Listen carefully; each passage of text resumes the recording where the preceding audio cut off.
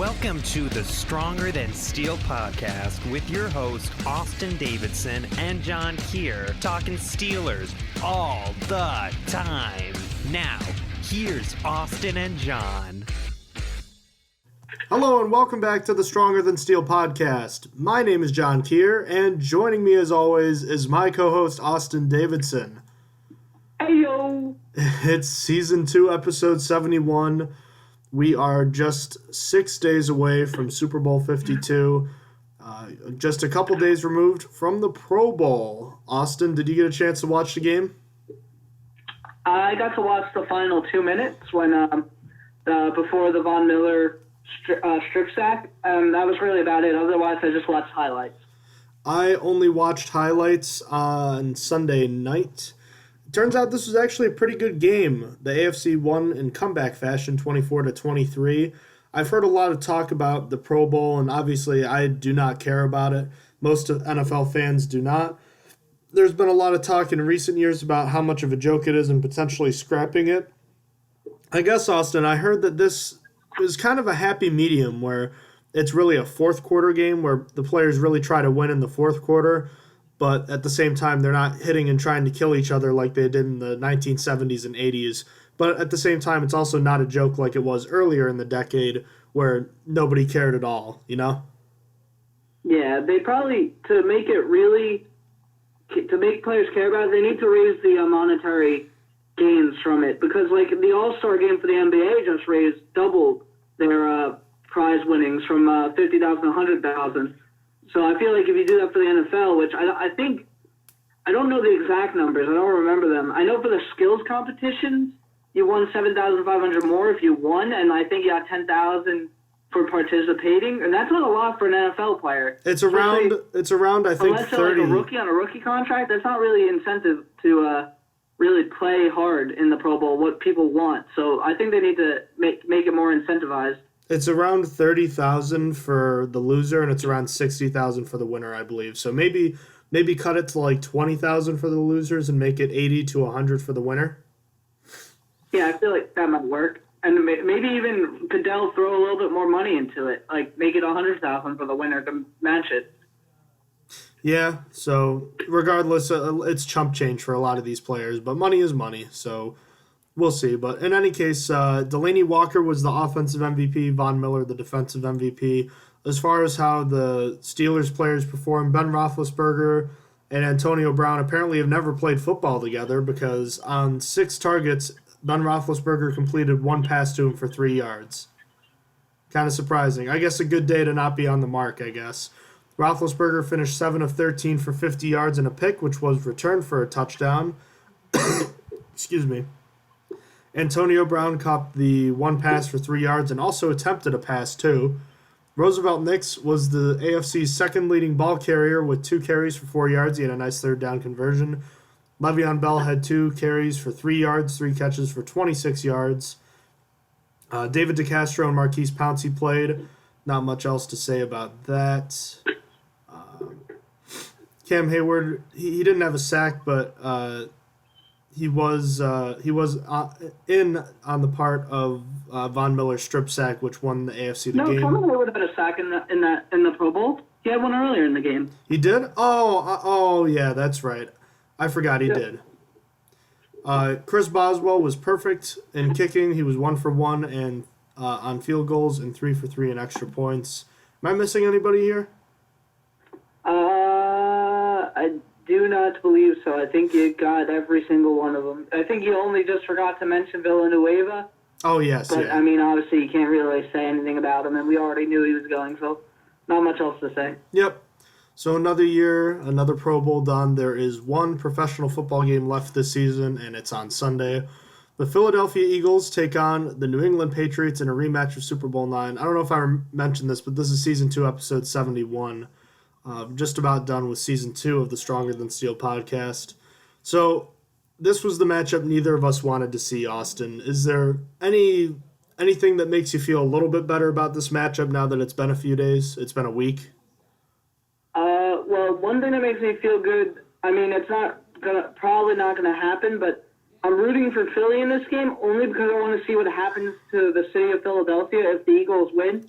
you saw what happened last week after they won the NFC Championship. I really want to know what it would look like in Philadelphia if they won their first Super Bowl.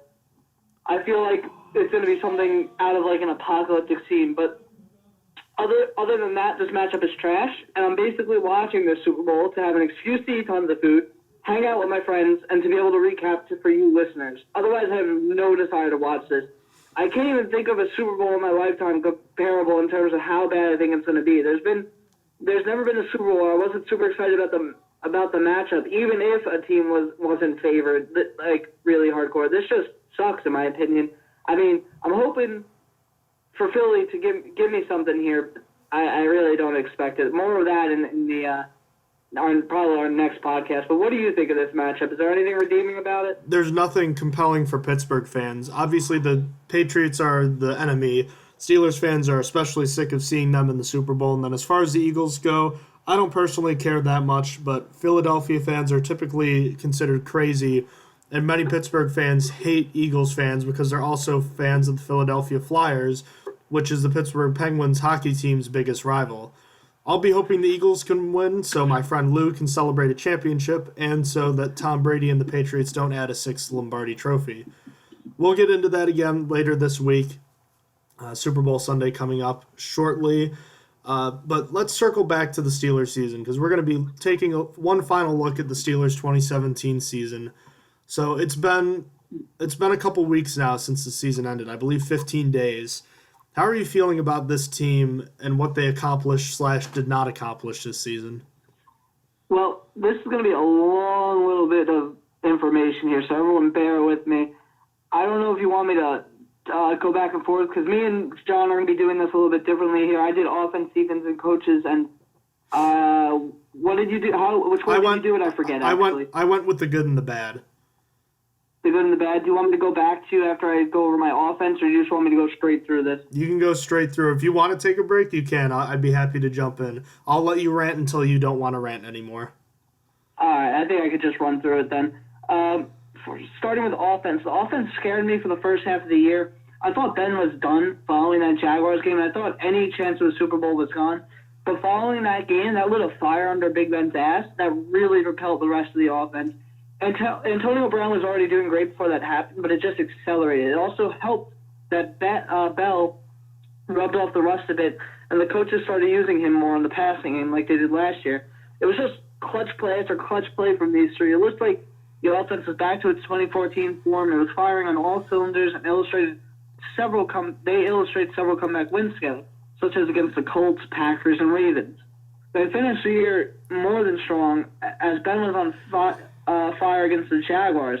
It's really a shame that the defense gave that game up, but honestly, I can't praise this unit enough for it heating up when it was important in the second half. The offensive line was great again this year, not as good as in run blocking, but in pass blocking they were on fire. They tied for the third least sacks given up despite playing backups Hubbard and Finney for a good amount of time this season. I can't praise those two enough. Those backups, I said, could start for any other team. I'm pretty confident Hubbard is going to leave and start for another team this season, so I really can't praise those two enough. The tight ends could have done a bit more, but it was because McDonald was hurt all the time. I think he could stay uninjured. If he could stay uninjured, he could be something great, especially because he's a great run blocker too. Speaking of running, though, the running game was actually pretty down this year, so hopefully Bell and the line can bring it back up next year. I think they can as long as Bell doesn't hold out again.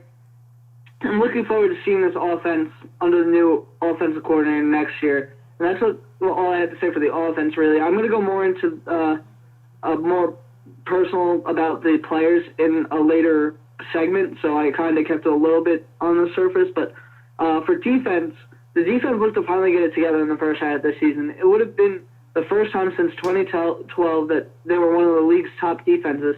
But it all turned around so quickly for the worst. And it was because the Steelers lost Shazier mostly. I mean, the defense started going down before then, but that really put a hole in the middle of them. It didn't help, but the defense had two glaring holes in my eyes. That was apart from losing Shazier. Inside linebacker and safety. If Shazier comes back, there's no way he's ready by the beginning of the season, and that's if he could play at all ever again. So the Steelers are going to need to find someone in the draft, whether it be first or second round pick. someone needs to be brought in for insurance for Shazier. Then Mitchell needs to go or be a backup. Sean Davis was bad too, but last season I thought he did great as a rookie, and he had a sophomore slump. I'm not ready to give up on Davis yet, but Mitchell has showed time and time again that he is easily replaceable. 35 tackles, 18 assisted with 2 passes defensed, and a recovered fumble is very replaceable, especially when Mitchell has missed tackles, looked bad in coverage at times, and forced no turnovers. Sure, he's cheap, but a rookie will be cheap too, so I am all for a first-round free safety. As for the rest, Tuitt had a disappointing year for me. I expected more out of him. I think because right before the season started, there were talks about him needing an extension. The Steelers needing to extend him, I'm sorry. So maybe I overvalued him. He obviously got that extension, but I don't know, or I don't believe he played up to his contract extension this year with 19 tackles, 3 sacks, 2 passes defense, and a forced fumble in 12 games. For some perspective, Alualu was active for 16 games, but only started for 5 of them, and he got 25 tackles, 4 sacks, and 1 pass defended. Arguably better stats for only $3 million a year. I don't think Tyson should start. Don't take it that way, but Tuitt needs to step it up. This defense has looked so good at times, but they need to stay that way the entire season. That they need to go into this offseason and figure everything out. Some people need to get better, others need to be replaced, and then game plans need to be devised to be able to take away a team's number 1 option and force them to use other things, as well as find a way to stop those big plays given up that were plaguing the end of the year. And finally, I'm going to wrap this up with coaches. As time goes on, I get more unhappy that no defensive coaches were moved, as I really think it's time for some firings to assistants. But that's just me. I guess there's still time for a surprise move, but Coach Tomlin said he's keeping everything the same on defense as far as coaching goes. I just feel like someone is failing. All the defensive talent brought in from high-round draft picks and free agents in the past, like Jarvis Jones, Shazier, Bud Dupree, Artie Burns, Sean Davis, Javon Hargrave, T.J. Watt, and Joe Hayden, and still the defense is failing. Sure, Jarvis Jones was a bust, and Dupree is heading on his way there, but the others all have shown that they have talent, so why is nothing coming from it? I don't believe the Steelers have a player problem. They have a very talented roster, but I really think there's a lot to put on these coaches. As for Todd Haley, despite me putting up the hot take of him being the Eddie Lacy of coaches, like I think it was halfway through the year, or maybe it was only like 6 games in, he was okay. His biggest problem was not learning to adjust when it came to game time and then making very stupid decisions on critical play calls. That's what we're going to remember him for in Pittsburgh. This is his last game. I think that warranted him leaving. I will give him props, though, for helping preserve Big Ben by getting him an offensive line and decreasing the time it takes to throw for him. So it's not like Haley did all bad, but it's time for someone new. That leaves Tomlin. Tomlin has struggled with not being able to adjust too, and it really sucks. The roster is talented, as I said, and it comes down to coaching as to why this team isn't winning.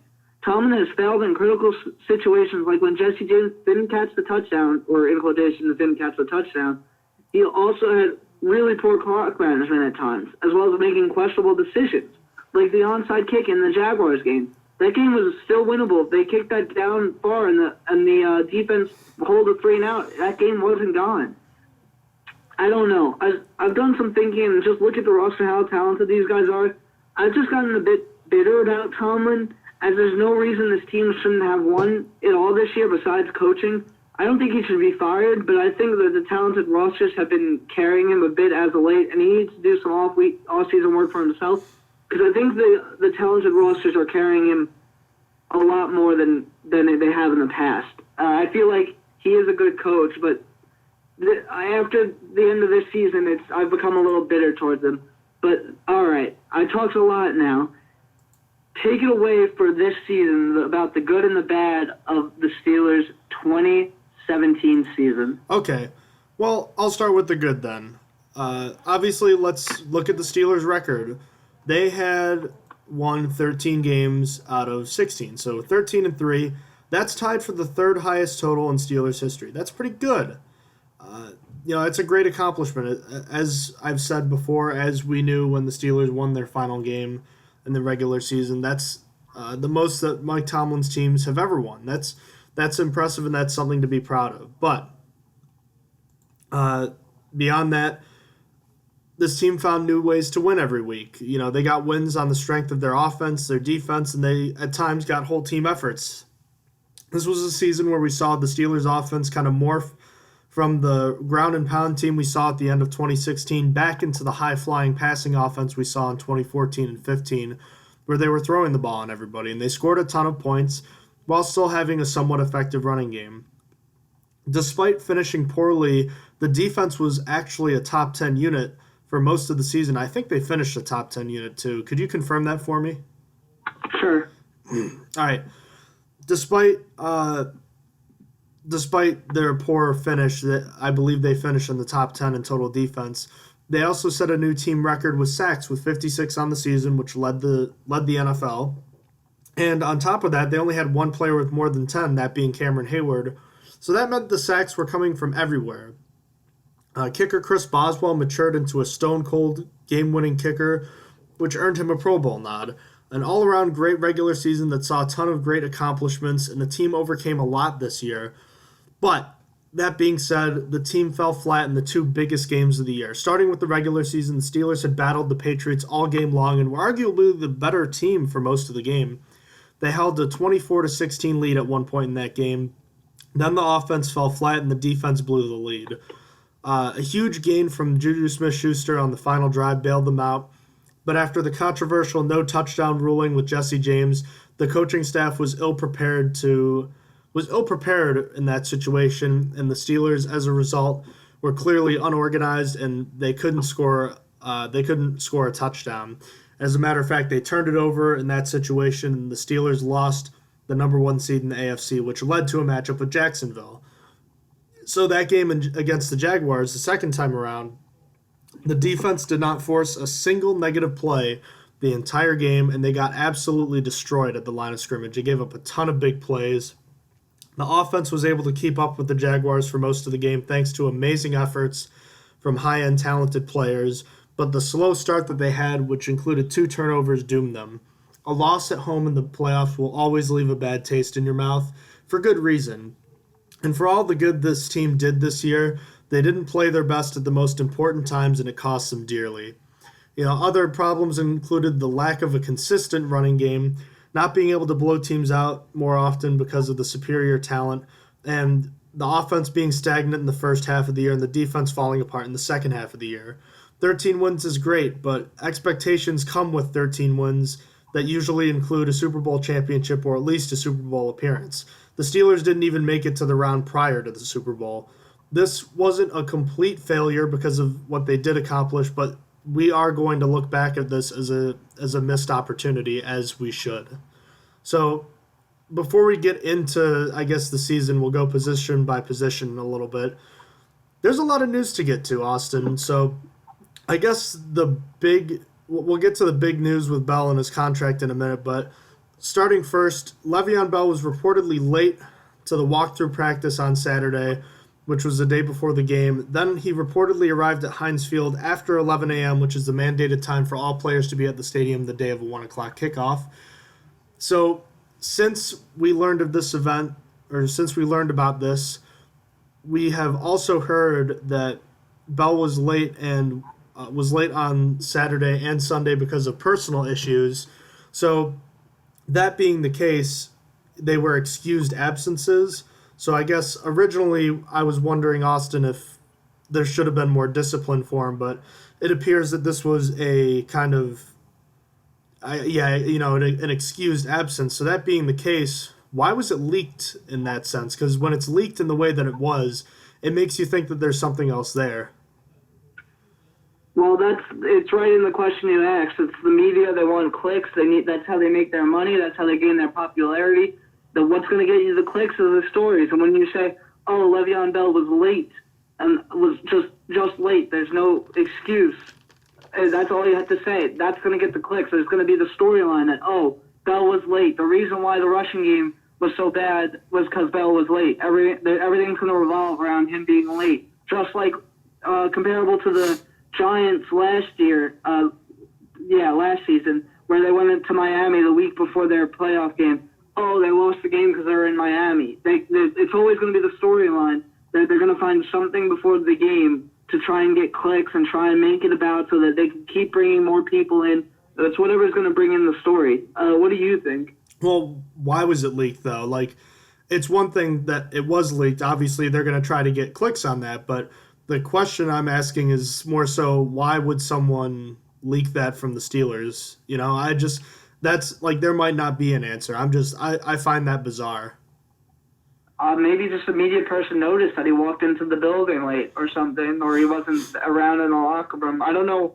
I don't really know what media's rules are for hanging around the locker room and stuff, but maybe they might have just noticed on their own. I know that they're not allowed to report what happens in practice, so I think all they were allowed to say is that Bell wasn't there, potentially. I don't know. It seems very strange to me, the way, because obviously the way we all found out, it seemed like, well, he chose not to come.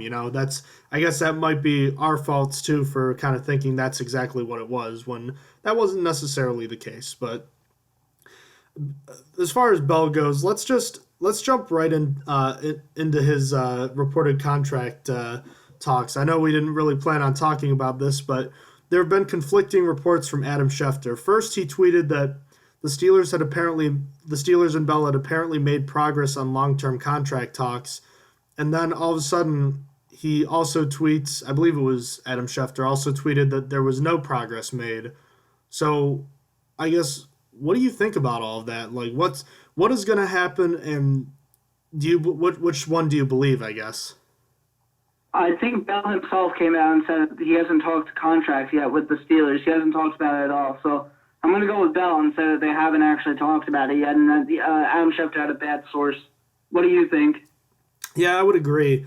The way I see it, Austin, is I forget exactly what the contract value was that was reportedly leaked.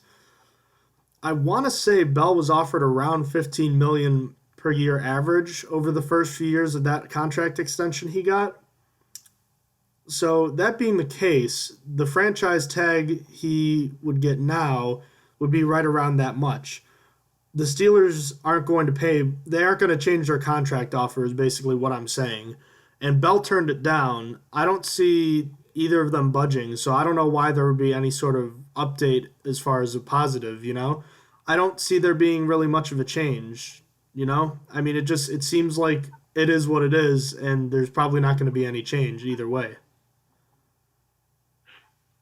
Would you agree? I agree with that. Yeah, I don't think that they're. I feel like the Steelers might come up a tiny bit, but not like anything more. I believe that the offer was $14.3 million a year on average, and then, like you said, it was $15 million on the first three, and then $12 million on the rest, or whatever it was. So I feel like maybe they might bump it up to like 15.5, but I can't really see them making like a huge change. I think he wanted 17. I think that's a little too much. Yeah, I think 15.5 would be the highest I'd go. And on top of that, what did we see from Bell this year that we didn't already know last year? I mean, think about this. Bell was productive again, but he wasn't as effective or efficient, I guess is the right word. And on top of that, he's 400 more touches into his career. If anything, you'd be more concerned about giving him that contract now, wouldn't you? Yeah, because he wasn't as good as a rusher this year.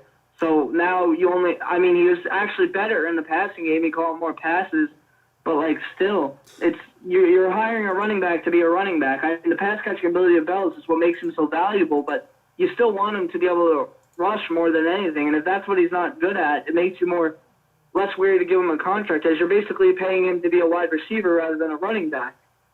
Furthermore, on top of that, his yards per catch and his yards per carry went down by about a combined 1.5 yards, which is a drastic amount. He did catch a lot of passes, and he was a better receiver in the second half of the year. The one thing that can't really be measured is pass protection. I will say that I think Bell is the best pass-protecting running back in football. I think there's no question about that. He's probably a top 2 or 3 receiving running back. I can't think of, maybe Todd Gurley's better, but I think Bell's probably, if he's not 1, he's 2 or 3. And then as far as running, I don't really know how to rate him, because it's, we'll get into that in a moment, but like, I don't know. It's very tough, because at the same point, there's the argument that I made before, where you see what the Patriots are doing with 3 running backs.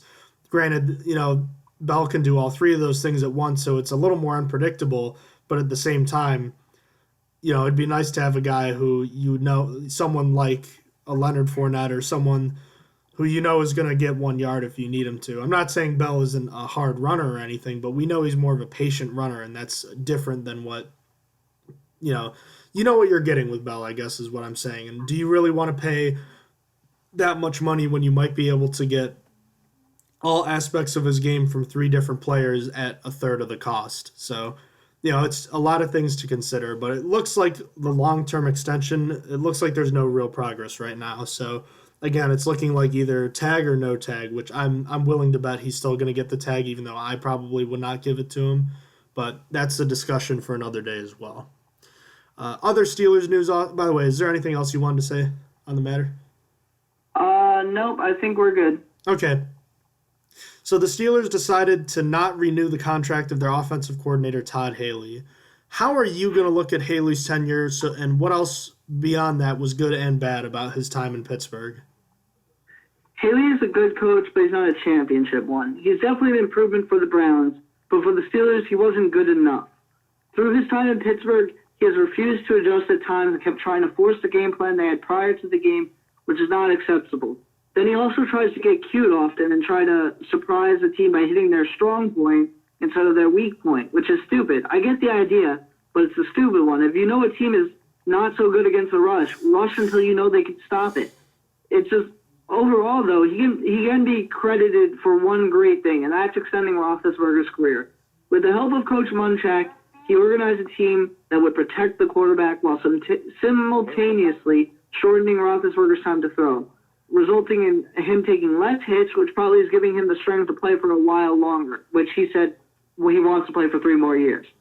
So I do thank Haley for that. And again, Haley is a good coach. I think Pittsburgh Steelers fans do underappreciate him, including myself, because he was a good coach, and that 2014 team on offense was ridiculous. But he just wasn't enough to be a championship offensive coordinator, which the Steelers need for the talent they have. That is what I personally believe about Todd Haley. What are your thoughts on Todd Haley's tenure? Well, I think like anything, there's some good and bad to it, but I think the bad has overshadowed the good in most people's eyes, like you were saying. I would like to point out that some of the highest scoring teams in Steelers history have come in the Todd Haley era. So, of the 6 years he was in Pittsburgh, Haley's offenses currently rank in scoring first with the 2014 team, second with the 2015 team, fifth with the 2017 team, sixth with the 2016 team, 11th with the 2013 team, and 29th in his first season in 2012. Now, it's important to remember that all these numbers are nicer post-1977 when the NFL expanded to a 16-game regular season, and it is easier to score in the NFL now. But I think it's still a great milestone to have that many, or a great achievement to have that many of your offenses in the top, 6 of all-time scoring. As far as the bad goes, there's one big problem.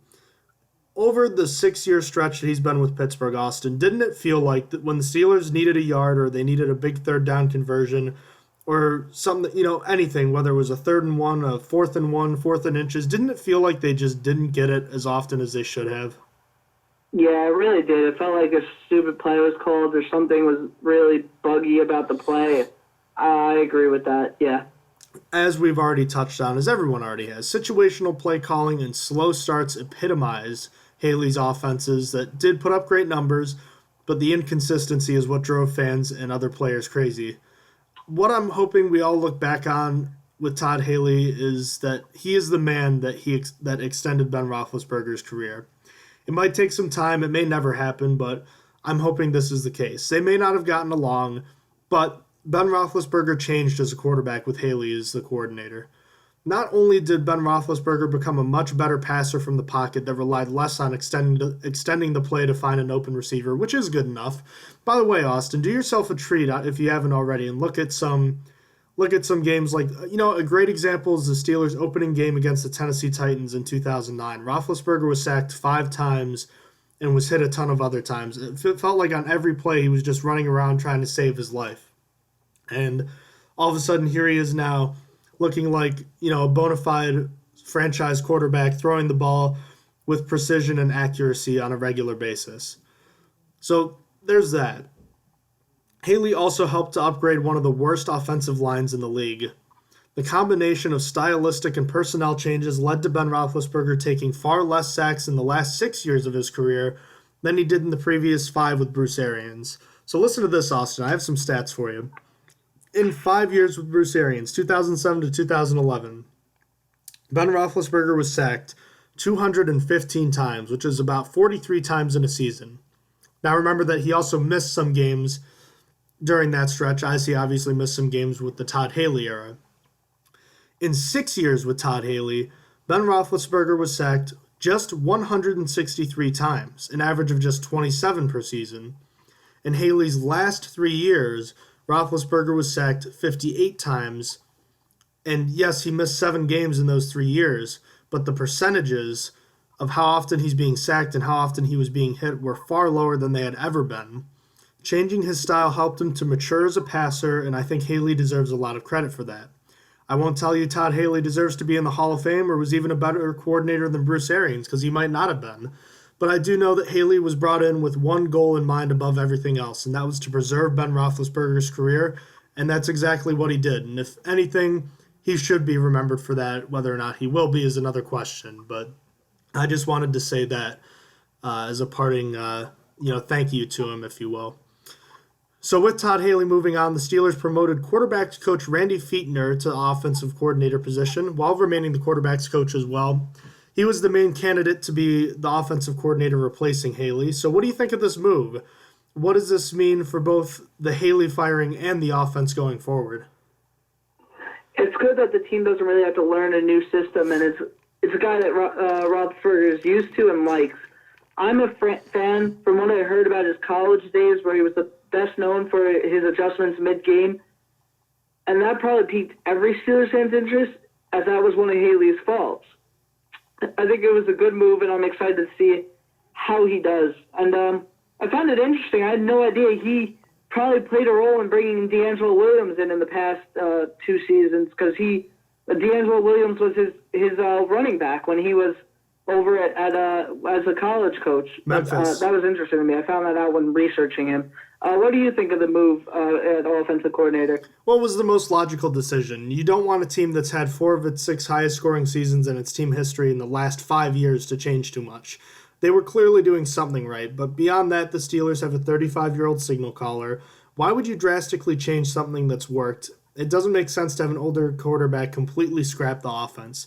Fichtner is likely to make some minor adjustments to the playbook. It is anticipated to have a better relationship with Ben Roethlisberger. I mean, really anybody would, than Todd Haley, apparently.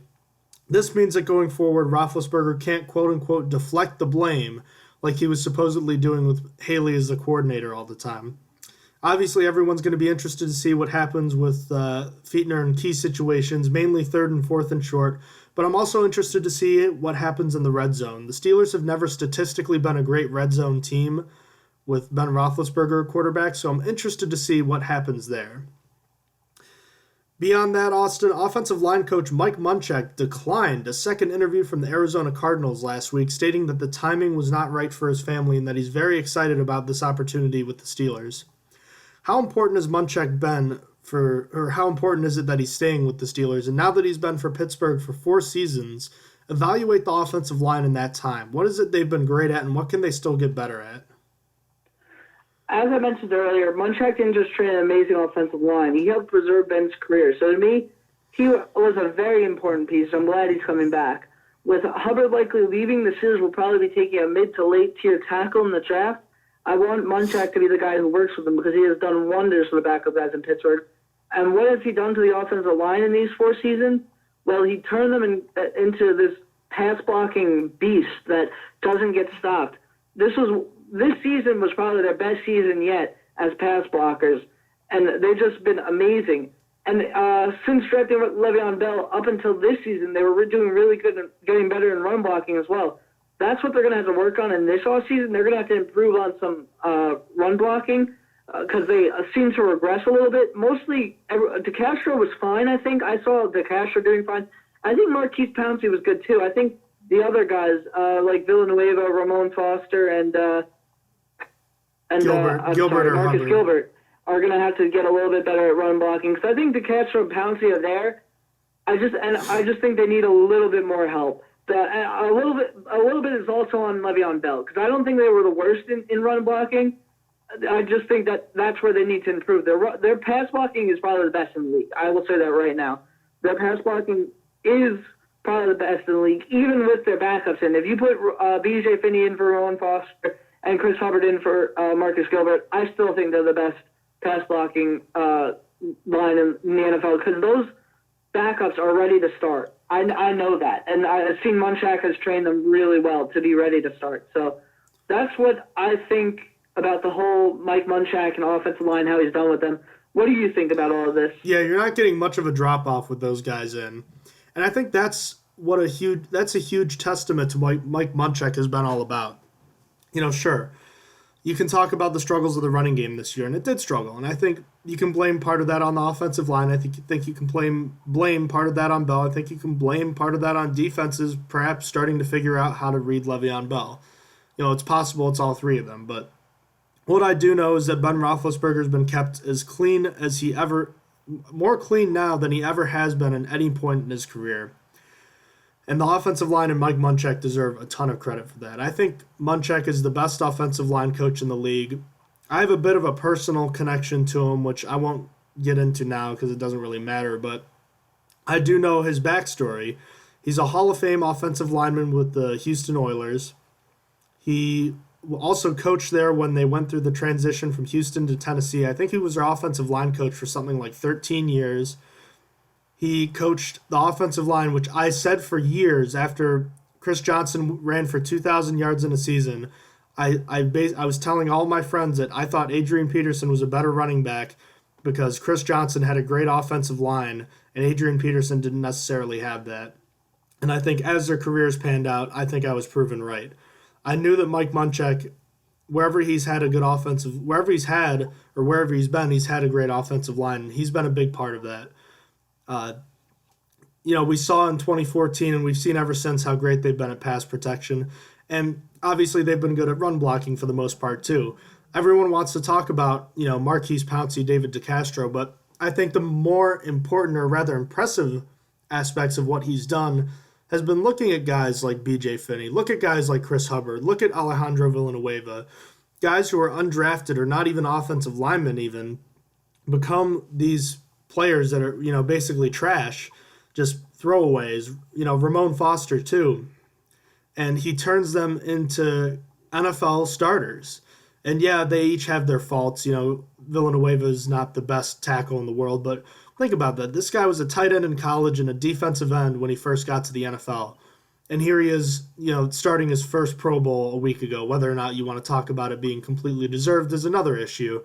The point is that he's a starter in the NFL, and I can pretty much guarantee you that would not happen anywhere else in the league. And I think that's very impressive, Austin. I just think he's amazing, and I think, yes, the offensive line has to work on run blocking this year, but I think he's been fantastic. Alrighty. We didn't really mention this before, but Cam Hayward and Roosevelt Nix were selected to replace James Devlin and was it who else? Who did Cam Hayward replace? Khalil Mack due to injury. That's right. So the Steelers got up to 10 Pro Bowlers this year, or was it 11? I think it was 10 because Shazier obviously couldn't go. Shazier, I don't know Hayward. about that, though. I'm a little bit... Well, I would have to count it out. Let's go through it right now. We have Roethlisberger, Bell, Brown, Villanueva, DeCastro, Pouncey, Hayward, Nix, and Shazier. Am I missing somebody? Boswell, 10. Okay. All right, yeah, so there is 10. All of them. So now that the Steelers have 10 Pro Bowlers, how does that make you feel?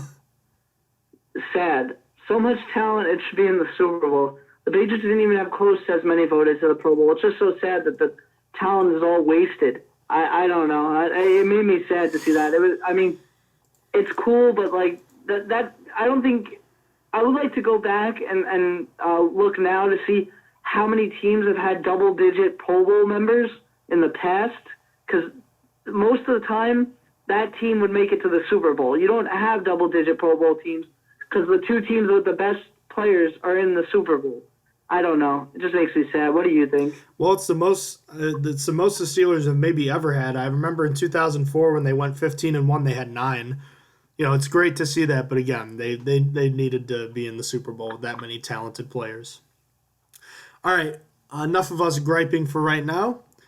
We're on to the awards of the year, Austin. So we have our normal play of the year, our normal big stop of the week, and so it's going to be the big stop of the year, stronger than steel player of the year, and the play of the year. So let's start with the play of the year because we're going to be doing this a little differently. There's a ton of great plays that happened this year. And obviously, it's tough to choose from them, so we've narrowed it down to a list of 2 finalists. The first being the Week 6 touchdown by Antonio Brown, the one where Ben Roethlisberger fires a pass towards his area. He's covered. It bounces off of, I believe, Sorensen's of the Chiefs. I believe it bounces through his hands and off his face mask, and Antonio Brown corrals it with one hand and sprints to the end zone. The Steelers were up, I believe, 12-10 at that point, and it was a 3rd and 2, so that had they turned it over, they'd be giving the Chiefs a chance to win the game. And that touchdown put the Steelers out in front. The Chiefs at the time were the only undefeated team left in football, and the Steelers had just come off a 5-interception, 30-9 drubbing at the hands of the Jaguars. So that's play number 1. Play number 2 is Juju Smith-Schuster's record-setting 97-yard touchdown against the Detroit Lions. That game was hanging in the balance too, and when he sprinted, 97 yards, no one thought he was that fast. I kept thinking when he caught it, all right, who's going to catch him, who's going to catch him, who's going to catch him? Nobody caught him. And that was really Smith-Schuster's breakout performance because the week before that, he had 2 catches for, I think, 40 yards and a touchdown. That was when the whole bike fiasco started. And, right after that, that's when he morphed into a superstar, kind of player, if you will. He became the next great Steelers receiver that we saw. And, whether or not he'll continue that throughout his career is yet to be seen. But at the time, it was huge. And you want to talk about a memorable play, that's probably the most memorable play. So those are our 2 front runners. Do you have anything else you wanted to add about those? No, they're just both so hard to pick. I kind of came to a conclusion, but it was too close, so I think we're gonna put it to everyone else to make a decision because it was hard for us. We debated for a while. We were actually stuck trying to get down all our plays because we were down to quite a few by the end of it, but those 2 just stuck out as the best ones. Yeah, so we're gonna have votes on social media. We'll post it on Instagram, Facebook. We'll figure something out. Point is, we wanted to have the fans help out with this one, so keep your eyes open for that. All right, the Stronger Than Steel big stop of the year. There were a lot of great defensive plays, more so earlier in the year, but one that stuck out in my mind, Austin, that was a little more important than the rest was a game we were at, Week 14, Steelers and Ravens. The Steelers trying to clinch the AFC North. The defense had struggled all game long. And Joe Flacco is trying to navigate the Ravens down the field to kick a game-winning field goal. With, I believe, about 10 seconds left, T.J. Watt, high effort around the right tackle, forces Joe Flacco to the left side out of the pocket. And before Flacco can throw it, he's running away. Watt catches him and strips him of the ball. Ball rolls forward out of bounds. That means it's a running clock. And the Steelers win the game and clinch the AFC North. It was the biggest defensive player of the year. That's what it comes down to. It led to a win. It led to another division championship, and it was all because T.J. Watt didn't give up, and it was just really symbolic of what a lot of the Steelers' pressures were this year, but it was another symbolic way of how even when the defense didn't have their best day, they had a big play when they needed it in a big game. And yes, it didn't happen in all the big games this year, but that was a really important play. So T.J. Watt's strip sack of Joe Flacco in Week 14 against the Baltimore Ravens earns this year's big stop of the year. So, Austin, who is the Stronger Than Steel player of the year, our MVP, if you will? There's one guy who never regressed at all this season, one man who played at a high level all year, and that's Antonio Brown. He started the season with 11 catches for 182 yards in Week 1 and ended strong with 7 catches for 132 yards and 2 touchdowns against the Jaguars. In between those 2 points, he only stopped when he tore part of his calf muscle. If he didn't tear it, he could have possibly taken the single-season receiving yard record from Calvin Johnson. as he finished with 101 receptions for 1,533 yards. What's even more impressive about this performance this year was he led the league in receiving despite missing some games with his calf injury. So really, without even factoring in that he got 9 touchdowns on the year, he's easily the Stronger Than Steel Player of the Year. All right, we have a longer list of awards to get to. We got a couple more. We had a kind of an interesting selection for Offensive Player of the Year, Austin. We decided together to go with David DeCastro, the offensive guard. All right, so here's his lineup. He played 1,047 snaps this season, which was second on the team. Earned his second career All-Pro selection. His first, or no, not his first. What was this, his second or third Pro Bowl selection? I don't actually know the answer to that. I think it's his third. All right, did you check if the Steelers were a top 10 defense, by the way? I forgot to ask you about that. Oh, yeah. Honestly, I just didn't bring it up. They were number 7 in points per game and number 5 in yards per game. So, wow. Yeah. Wow. Back to David DeCastro. He was Pro Football Focus's number 1 graded offensive guard the entire season. He cut down his false start penalties from 5 to 3 this season, cut down his holding penalties in half from 6 to 3. He gave up just 1.5 sacks this season, and he missed his first game this year since 2013 because of a coaching decision in the season finale. So DeCastro really was a rock on the offensive line this year in run blocking and in pass blocking.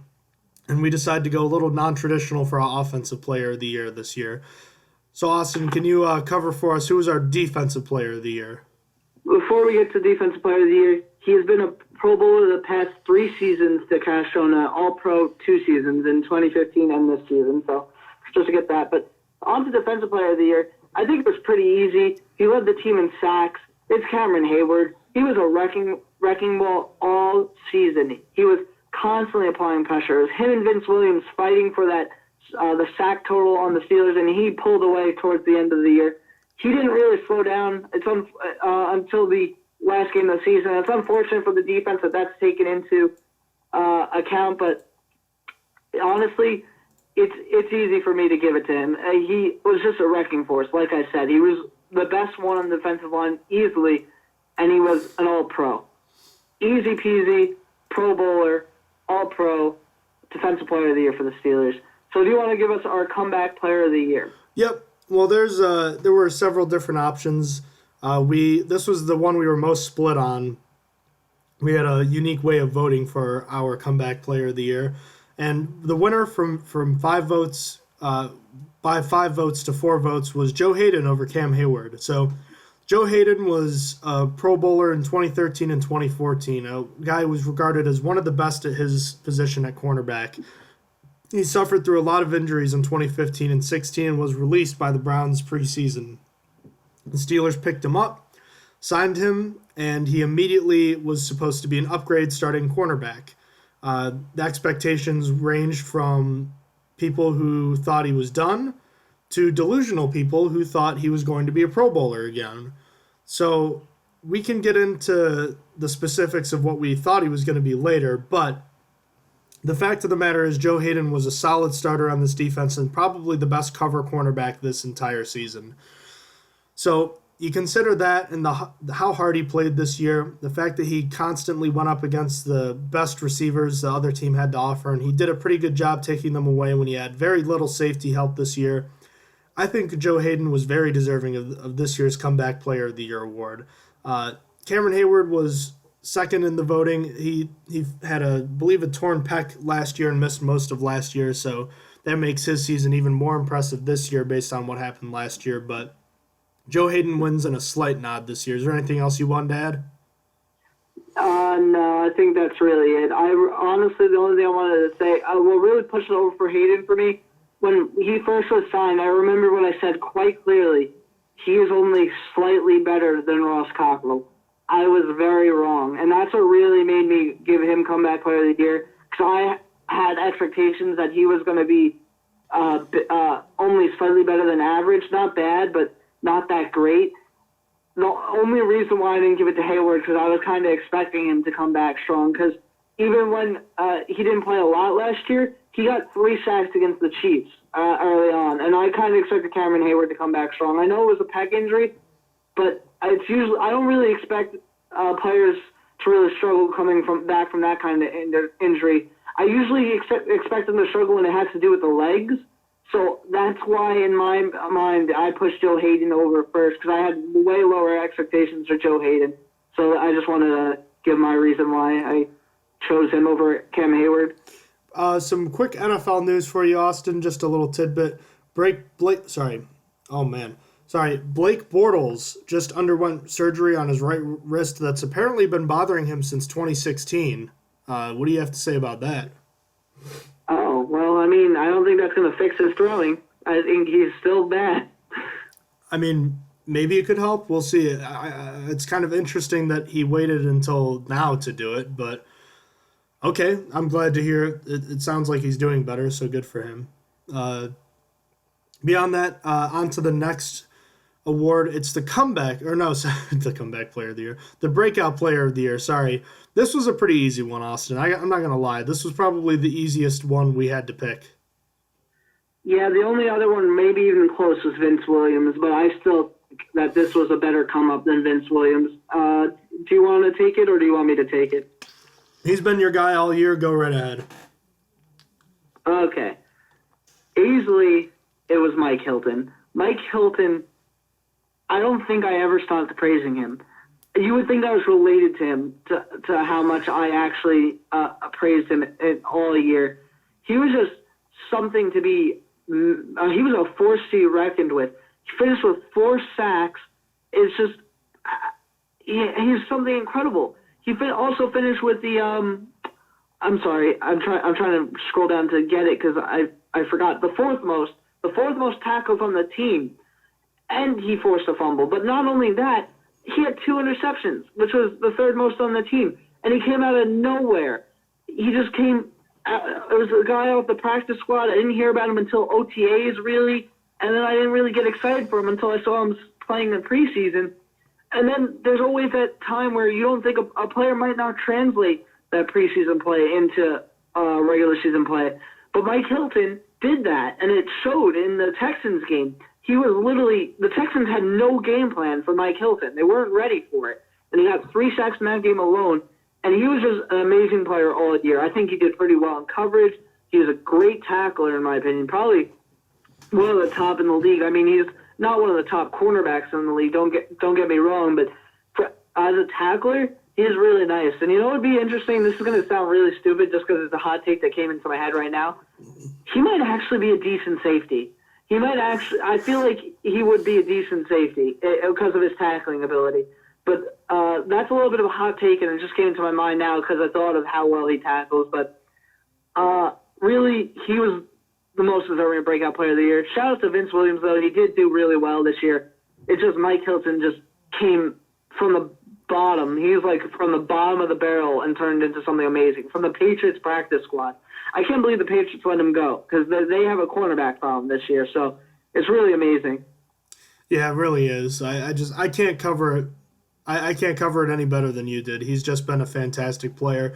I believe Alex Kozor of Steelers Depot said he was the best blitzing cornerback in NFL history. And as crazy as that sounds, he's not necessarily wrong. That's how good he's been.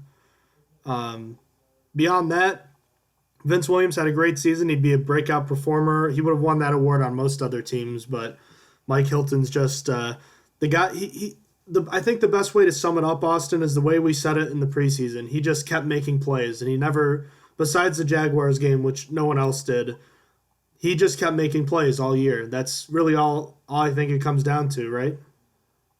Yep, honestly, he's a playmaker, and that's really, to make it like an analogy, it's really what Shazier was. Losing Shazier was such a big hit because he was the playmaker. He might have not made all the tackles, but he made plays happen, and that was what Mike Hilton is for the quarterback squad. He was a playmaker. Yep, exactly. Our Rookie of the Year award, also pretty unanimous. As great as TJ Watt played this year, I feel like he kind of hit a rookie wall, and he wasn't super. He didn't have like 10 sacks, 4 interceptions, whatnot, but he was good. Don't get me wrong, he was good too, but the Rookie of the Year, really, that race separated itself in the last month and a half of the season. It was pretty obvious it was Juju Smith-Schuster, setting a Steelers rookie record for receptions, receiving yards, I believe receiving touchdowns as well. he became the de facto number 2 option this year. And when Antonio Brown went down late in the year, he took over the number 1 spot with ease. And a guy that everyone thought was going to play well this year, but wasn't going to have a ton of snaps. Excuse me. He was instrumental in the Steelers' offense, coming alive in the second half of the year. He was fantastic, and he added an element in the return game as well. And I can't say enough about him. He's a really likable guy. He's younger than me, so it's kind of crazy seeing someone who's my age, even younger than me, doing what he does. He's really likable. I can't say enough good things about him. He seems like a great kid, and he's a guy you want to see succeed, and he did a lot of that this year. I agree. I really like Juju after being really annoyed in the draft. Draft day, I was like ready to cut my teeth out. That's like I was all the decisions made. I was not happy with the wide receiver in the second round, but it worked out really well. It worked out really well, especially with the disappearance of Eli Rogers in the offense. And Juju Smith-Schuster, like you said, is just a fun to watch guy, easy to root for. He is like one of the 2 Steelers that like you see them as a normal person. So the other one is like Vince Williams. So Vince Williams is real with you on Twitter. So is Juju Smith-Schuster. He streams like he's a kid. He plays video games, and he's likable. But like for real stats, for why he's Rookie of the Year, he just made so many plays, and he missed 2 games. Let's not forget that he missed 2 games. One with a suspension, one with I believe it was a knee injury. Hamstring. What was it? I'm sorry. Hamstring. Did you hear me? Hamstring. Okay. Yeah, I knew it was light. I couldn't remember where. So if he didn't miss those 2 games, he might even finish with even more yards. He could have been I wish he did get to play because he would have been more in Rookie of the Year talks for the whole NFL. Unfortunately, Kamara and Kareem Hunt are going to dominate that, and I haven't seen Juju in any analyst talk, so it's unfortunate, but I really think he's a star player, and the Steelers just continue to impress at drafting wide receivers. Shout out to Richard Mann too. I mean, he's retiring, but he similar to Mike Munchak. He translated wide receivers into great players with whatever he had. So shout out to him. Yeah, I remember too, like you, Austin. I was not happy at all with the receiver in the second round. I don't think the Steelers knew what they were getting necessarily because he obviously grew a lot in the second half of the year. But man, it looks like the Steelers found themselves a real weapon. And again, quoting the Philadelphia 76ers and their fans, you have to trust the process, I suppose. So they found a real gem in Juju, and I'm glad that he's around. All right, so the special teams player of the year, this one was also pretty easy for us to pick, and first of all, there really weren't many other options, but he also really did a great job, and that was the kicker, Chris Boswell. 4 game-winning kicks, only missing 3 field goals this year, 5 in total, setting a Steelers record for field goals made in a year. He really was it was the best season we've ever seen from a Steelers kicker, I'd have to say. Wouldn't you agree?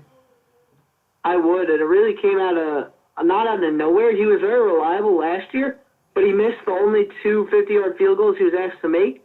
And this season, he was doing the same thing. He wasn't asked to make 50-yarders until the second half. And the Steelers started asking him to make 50-yarders. He was 4 for 4 on all 50-yarders he hit. So that was after coming off a year where he was 0 for 2. So he really not came out of nowhere. He just excelled as a kicker, and I really, honestly, I wish he was being franchise tagged because he's on a contract year, and I don't want him to go anywhere. We remember the Josh Scobie days; those weren't good days at all. The Chargers currently are messing with. If you look at the Chargers situation, the Chargers could have won one more game had they had a competent kicker. But people often underestimate kickers, how important they are. They forget that they'll usually finish the year as a leading scorer for the team. So having a good kicker like Chris Boswell is so important, and he's really good. He obviously made the Pro Bowl this year, and honestly, there was no one even behind him for this award, really. Tyler Matakevich would have been my next thing, and he wasn't even close. He only did 2 things in the beginning of the year, and that was really it. So it's easily Chris Boswell for this award, without a doubt. Yeah. Matakevich was a very good special teamer this year, and he probably could have played better had he not had to worry about his shoulder injury that he suffered. But it was pretty obviously Chris Boswell. Again, the best season a Steelers kicker has ever had, and they've had some good ones in Pittsburgh. They had Gary Anderson, who was at one point the NFL's all-time leading scorer. They had Jeff Reed, who wasn't great, but he was also pretty good too. He was a good kicker to have. Sean Swisham, is it Swisham or Swisham? Oh man, that's fun. He was about as automatic as it gets inside of 50 yards. I think he was a great kicker for the Steelers for a few years, and I was really sad when he ended up going. But Chris Boswell is just on another level. Honestly, he's a Pro Bowl kicker. He's that amazing. He beat Justin Tucker out for the Pro Bowl, and that's an achievement in itself. That's when you know. That's when you know you're doing something right. All right, last award for right now, Coach of the Year. This one came down to two coaches. There was Mike Munchak and Richard Mann. So who won the award on the slight edge this time, Austin? I already said it already. I mentioned his name, Richard, the wide receiver coach. He really just was a breakout of Juju Smith-Schuster and Antonio Brown being as good as he was this year. It had to be Richard Mann as the wide receiver coach. It's really easily for me because maybe not easily, but the offensive line a little bit regressed in the run blocking department. Otherwise, it would have been Mike Munchak. But Richard Mann, just his work with wide receivers and a halfway point through the year when Juju Smith-Schuster broke out, it's just amazing that time after time again that wide receivers for the Steelers just work out. And he's been the long-time wide receiver coach for them. So I really had to give it to him. It's his last year as a coach, so I hope he enjoys retirement. Do you have anything to add? No, just congratulations to him. He's one of the best, and he will be sorely missed in Pittsburgh, so just wanted to acknowledge that.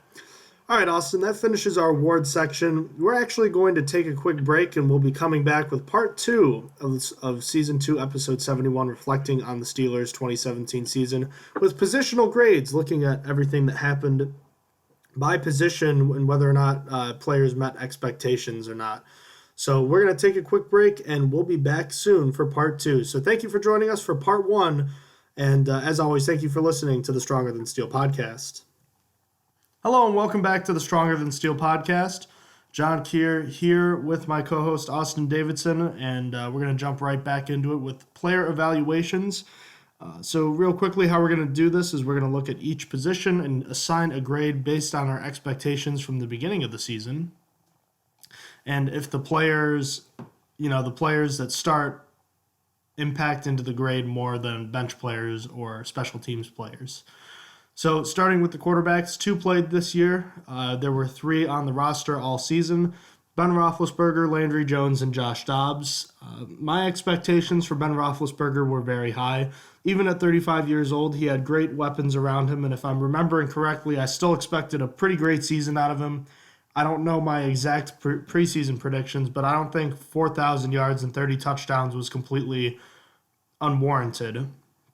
If I had to guess, I was probably somewhere around 10 to 12 interceptions, and based on that, I didn't really expect Landry Jones to play, maybe a game or 2.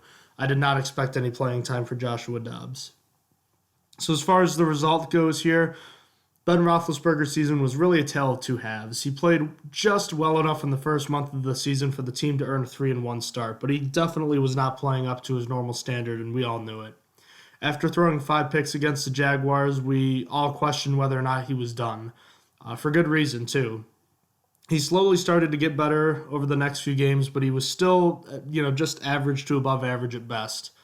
But from the bye week, really the second half of the Colts game, he seemed to get it together, and he started playing like the way we had seen him play the last few years.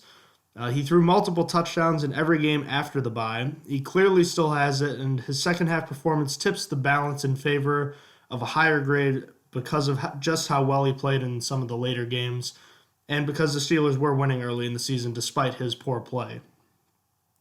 Landry Jones, who played in the season finale, wasn't overly great, wasn't terrible either, but his play doesn't really impact the grade here. So I give the Steelers quarterbacks a B+ this season. Austin, what did you give the Steelers quarterbacks? Well, coming in, I had high expectations for Roethlisberger, and all the pieces of the offense were practically the same, minus Sammy Coates and Marcus Wheaton. And let's be real here, trading Sammy Coates was probably a win for this team. And Juju stepped up in such a big way that I felt like he was better than Wheaton. And I think everyone will agree there. I felt like he could have had a run at MVP this year, despite I didn't think he was going to win it. I think that would be very, very high hopes for that. But I thought he could have made a run.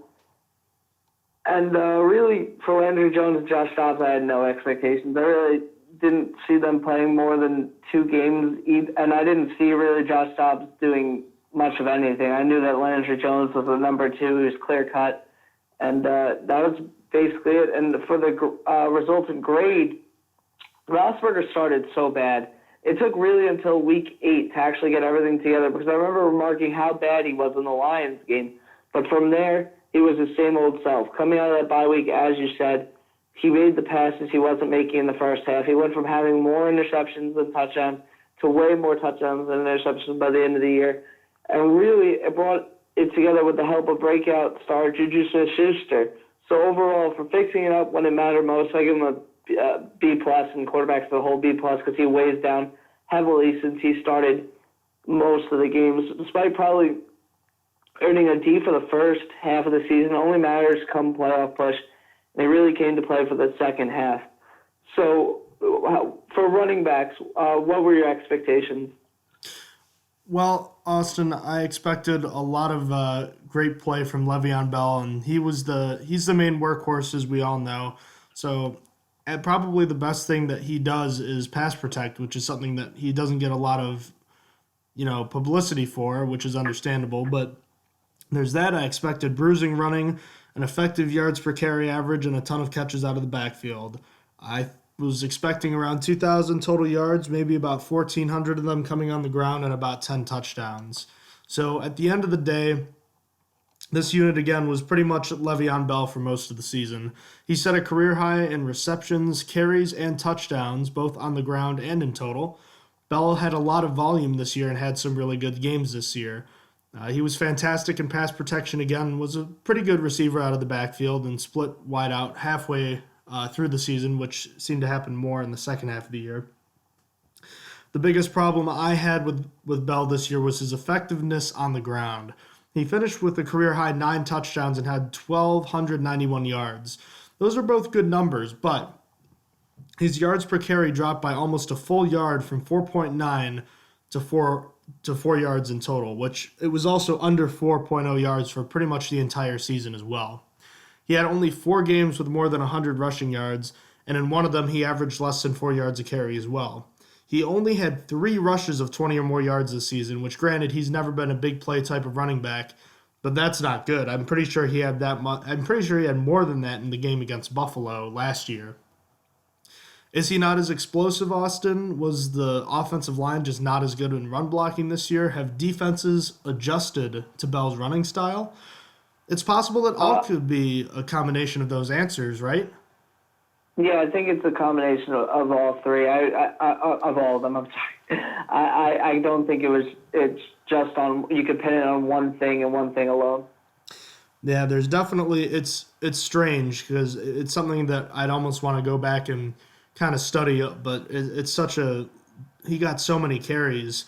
I do know that his successful run rate percentage was down too, so it's something that we're going to be pondering this offseason as well.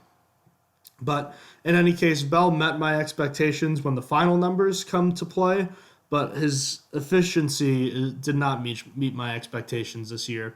But he was still effective despite his slow start as well. Other running backs, Stephon Ridley and James Conner, were effective runners in the limited action where they touched the ball this year. Conner was disappointing in pass protection, and outside of that, Fitzgerald Toussaint and Terrell Watson split time on the 53-man roster this year. They were both effective special teams players.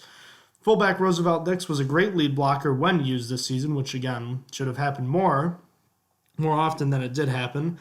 He scored on his first 2 touches of the season, which was a surprisingly great contested catch in the end zone and a fullback dive. He earned a Pro Bowl nod this year, and I felt like it was definitely deserved. His performance bumps this unit's grade up from a B+ to an A-. What about you, Austin? What do you think about the running backs this year? Well, my expectations coming in for Le'Veon was tons of catches and tons of carries and an unstoppable force on the air and in the ground. I didn't think the holdout would affect him at all. I thought he would stay at the same level as he did the season prior. As for the rest of them, I didn't really expect much at all. Roosevelt Nix was the only one I had other expectations for, and I expected him to just continue to be a great run blocker. I feel like he was a fan favorite last year, or starting to become one, and he's definitely a fan favorite now this year. And so those were my expectations. And James Conner, I didn't really have much expectations. I thought he was still drafted too high. I thought he was drafted for his story. I think I've gone on about that about 10 times in this podcast this season. But and then Stephen Ridley, I didn't have anything. He only played like one game, so it's not really like I had expectations. And that wouldn't even be before the season started. That was before the game he was like signed before. And that's really it. That's it for the expectations. That's what results in the grade. Well, while Bell caught more balls this year and was super clutch at times, his yards per carry went down significantly, which in some form could be blamed on the offensive line. But he also had a severely slow start coming off the holdout where he literally did nothing for a few games. It wasn't even close to anything he'd done last year, as he wasn't even catching passes. But by week 4, he was back in form and looked good again and looked as dangerous as ever. And for the rest of the year, he was a great pass catcher, the best in the league, in my opinion, at his position, especially with David Johnson being out this entire year, which I get a lot of people forget about David Johnson. He was easily the best pass catching running back in the league. But towards the end, his run game got a little weak again, but it wasn't like too bad. As for the rest, Nix definitely developed. Nix definitely came up and stepped up this season. He made his first Pro Bowl as a fullback, and I think his work showed. He's a great run blocker. I really enjoyed watching his pancakes, and he got 2 touchdowns this year. 2 touchdowns this year. So that was, and those were his first 2, and we got to see one of his first incredible ones, which was looked like an interception, but he literally pancaked a Raven onto the floor in one of the most unathletic looking plays ever, but it was a really good one. And James Conner, to talk about him, he impressed me a little bit. He did run harder and better than I would have thought. He only came in a few times, and honestly, he tore his MCL. But I felt like on the few carries he had like, I think 4 10-yard gains, 5 or more. I really respect what he was doing. I didn't have high expectations for him coming in, so that was really good. And as for the rest, I don't really have much to say about Stephen Ridley. He played for 1 game. So overall, I give them a B+. Because I'm weighing mostly on Bell. All the other guys didn't have enough snaps for me to really say that their grade counted. Besides Nix is counting into this too. But Bell's pass catching abilities are an A+. But this rushing was man for about half the year, so that's the grade I give them. So we're moving on to wide receivers here. What were the expectations you had for them, and what is the grade after the season's now over? I think expectations were pretty high for this unit. Another great season was expected from Antonio Brown, but I don't think that was unreasonable of him. I think in hindsight we can both say that we expected too much from Martavis Bryant this year, but we were understandably excited when we saw that he had retained the speed, seemingly, that he had from his previous years in the NFL while adding muscle. So that being the case, I think 60 catches and 1,000 yards were accurate markers at the time. Eli Rogers was expected to build off of a good 50-catch 2016 season, and the biggest question was probably the rookie Juju Smith-Schuster, but expectations weren't necessarily high because he wasn't expected to be needed to play early on in the year. I think more was probably expected by some fans out of Justin Hunter. I know Austin and I talked a lot about him during the preseason and training camp, and we didn't think he was going to play much, and we honestly didn't think he was going to make the team. But I I didn't really expect much from him. I would have been surprised if he caught more than one touchdown. He did finish with one. Finally, Darius Hayward-Bay was expected to be pretty much a special teams player only, and if he played on the offense, it was because of an injury. So Antonio Brown delivered this year with another fantastic season, proving he is, once again, the best receiver in the NFL. 101 catches, over 1,500 yards, 9 touchdowns, and nearly missed 3 games in the process. Status quo season for Antonio Brown, and he added some of the best highlight reel catches you will ever see, such as the helmet catch against the Titans and his sideline toe tap against the Packers, just to name 2 off the bat. He earns himself an A this season, but the supporting cast was a mixed bag, so I'll start with the bad. Martavis Bryant, he really struggled at the beginning of the season before openly taking shots at Juju Smith-Schuster on social media and then requested to be traded. Bryant was benched for a week and placed on the scout team practice squad, which for all the crap Mike Tomlin has gotten over the past couple of years, especially this year for the way he has handled certain things, this is one thing I think he handled very well, was the benching of Bryant. And it seems like after this happened, it kind of turned Bryant's season around.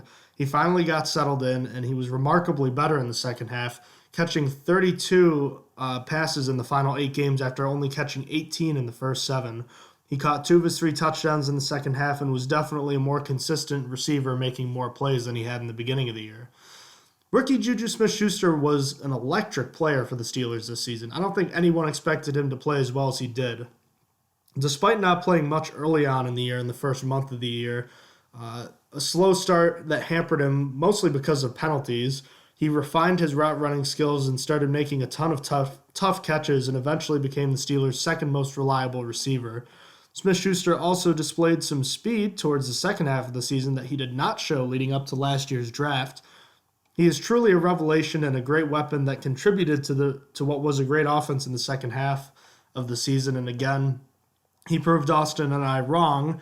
At the point of the NFL draft last year, we were both really questioning the pick of a receiver, but as it turns out, he was one of the better decisions as far as drafting goes last year, so maybe the best. So the Steelers definitely found a gem in Juju Smith-Schuster. The guy he replaced, though, Eli Rogers, was a flat-out disappointment, probably the most disappointing player in this unit.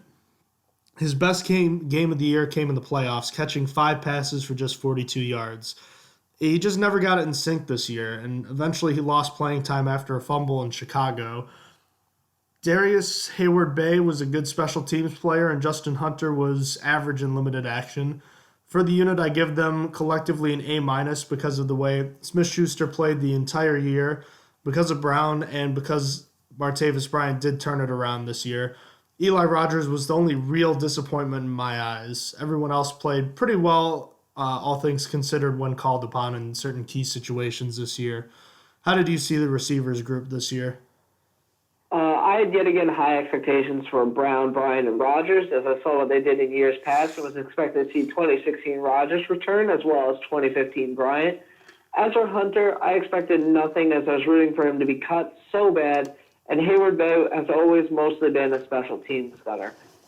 And I didn't expect much as a receiver from him. That left Juju, who I didn't have any idea what to expect. Neither I nor John did pre-draft analysis on him because we didn't think the Steelers would take receivers so high. So mostly I was just hoping for him to jump Rodgers on the depth chart, show something. I was never a fan of him, as John said, a fan of a wide receiver in round 2, as John said.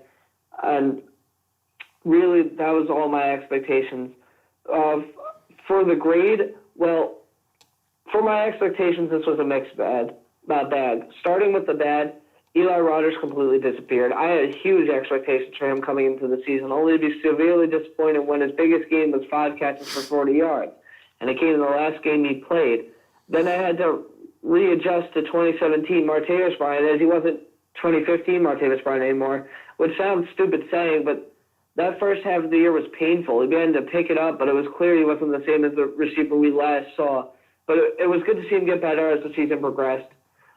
He was also a major drama center throughout the season, picking a fight with Coates before the season started, then making a huge deal about wanting to be traded and taking shots at Juju on social media. But that's it for the bad. For somewhat good, Justin Hunter did mostly nothing, but did catch the first touchdown versus Houston on Christmas, So I guess that was better than the nothing I expected. So I guess he gets put in the good column. Then Hayward Bay did exactly what I expected him to, just about nothing, so he doesn't go into the bad column either. But not to discredit his special teams ability. He's great on special teams. Just as a receiver, he didn't do much. Even one of his only catches on the year was a special teams catch from Robert Golden. So he did do that. He converted a fake punt. So now for the good, Juju Smith-Schuster is fantastic. His season started not so well with a holding problem that I thought was never going to end, but he cleaned it up after about week 4, and that was it. Then he really broke out following week 8 where he got that 97-yard touchdown. In the 14 games he played, he had 58 receptions for 917 yards and would have had more had he not been suspended for the Ravens game, especially since Roethlisberger threw 66 times in that game. Really, I'm excited to see what he puts up next season because I think the Steelers could have 2,000 yards. Could have 1,000-yard receivers next year with him and Antonio Brown. Then, of course, speak of the man. Brown has a chance at the most receiving yards had a chance at the most receiving yards in the season as well as MVP. But unfortunately, that calf injury stopped him. There just aren't enough words to describe him. He makes clutch play after clutch play nonstop. He won 6 of our Stronger Than Steel Player of the games from the season, far more than any other Steeler. He's just beyond amazing. He really may be the best receiver of all time. Just look at some of the catches he made this year. He had that incredible touchdown catch against the Chiefs to save the game. He had the helmet catch against the Titans. He made the hairline catch on the sideline against Green Bay to set up the game-winning field goal. He had a 32-yard catch and run against the Colts and set up the game-winning field goal. He just knows how to make plays. It's in his blood. He shows no sign of stopping either. He's a one-man wrecking crew. So overall for this unit, I give him an A-. Brown skews a lot, though, because he's the best receiver in the league. Without him, it would probably come down quite a bit. But regardless, that wraps it up for receivers for me. What do you give the tight ends? What were your expectations, and what do you give them as a grade? Well, I don't think there's any secret that our expectations for the tight end group this year was probably the lowest of any position. This was the position group in the preseason that Mike Tomlin referred to as a junior varsity group. So that's not a good sign right away. Then they cut their best blocker in David Johnson, so they were left with Xavier Grimble and Jesse James before picking up trade acquisition Vance McDonald from the San Francisco 49ers. McDonald was somewhat of an unknown commodity, but there was a belief that he would be a good blocker and he was athletic. There was never a proven track record of him being a number 1 tight end, though. Beyond that, we already knew what Jesse James was, an average tight end who was your number 2 guy. Xavier Grimble was a guy I was expecting a little more from this year. He had a decent year in 2016. He showed some nice athletic plays and caught a couple touchdowns. I wasn't expecting 50 catches, but I was hoping for something around, if not a little better than what he had last year. So starting with Grimble in that case, he did disappoint me this year. I wasn't expecting a huge jump again, but I thought he was going to at least match last season's numbers. Instead, he finished with just 5 catches for 32 yards and a shovel pass TD reception. He never turned out to be the poor man's Ladarius Green that I wanted him to be, and I think his job is really in jeopardy this upcoming season. Vance McDonald was an interesting player this year, Austin. Wouldn't you agree? Yeah, I thought he was really interesting. I was excited when he came over. He was quite an enigma at the beginning of the year. We really didn't know what we had at a receiver for the tight end position with McDonald until the Chiefs game because he didn't catch a pass until week 6. I remember at the beginning of the year, it was like, when is McDonald going to get his first catch? It all started with a drop where the football hit him right in the chest against the Browns, and it just seemed like it was going to be a mental issue where he wasn't going to be able to catch the ball.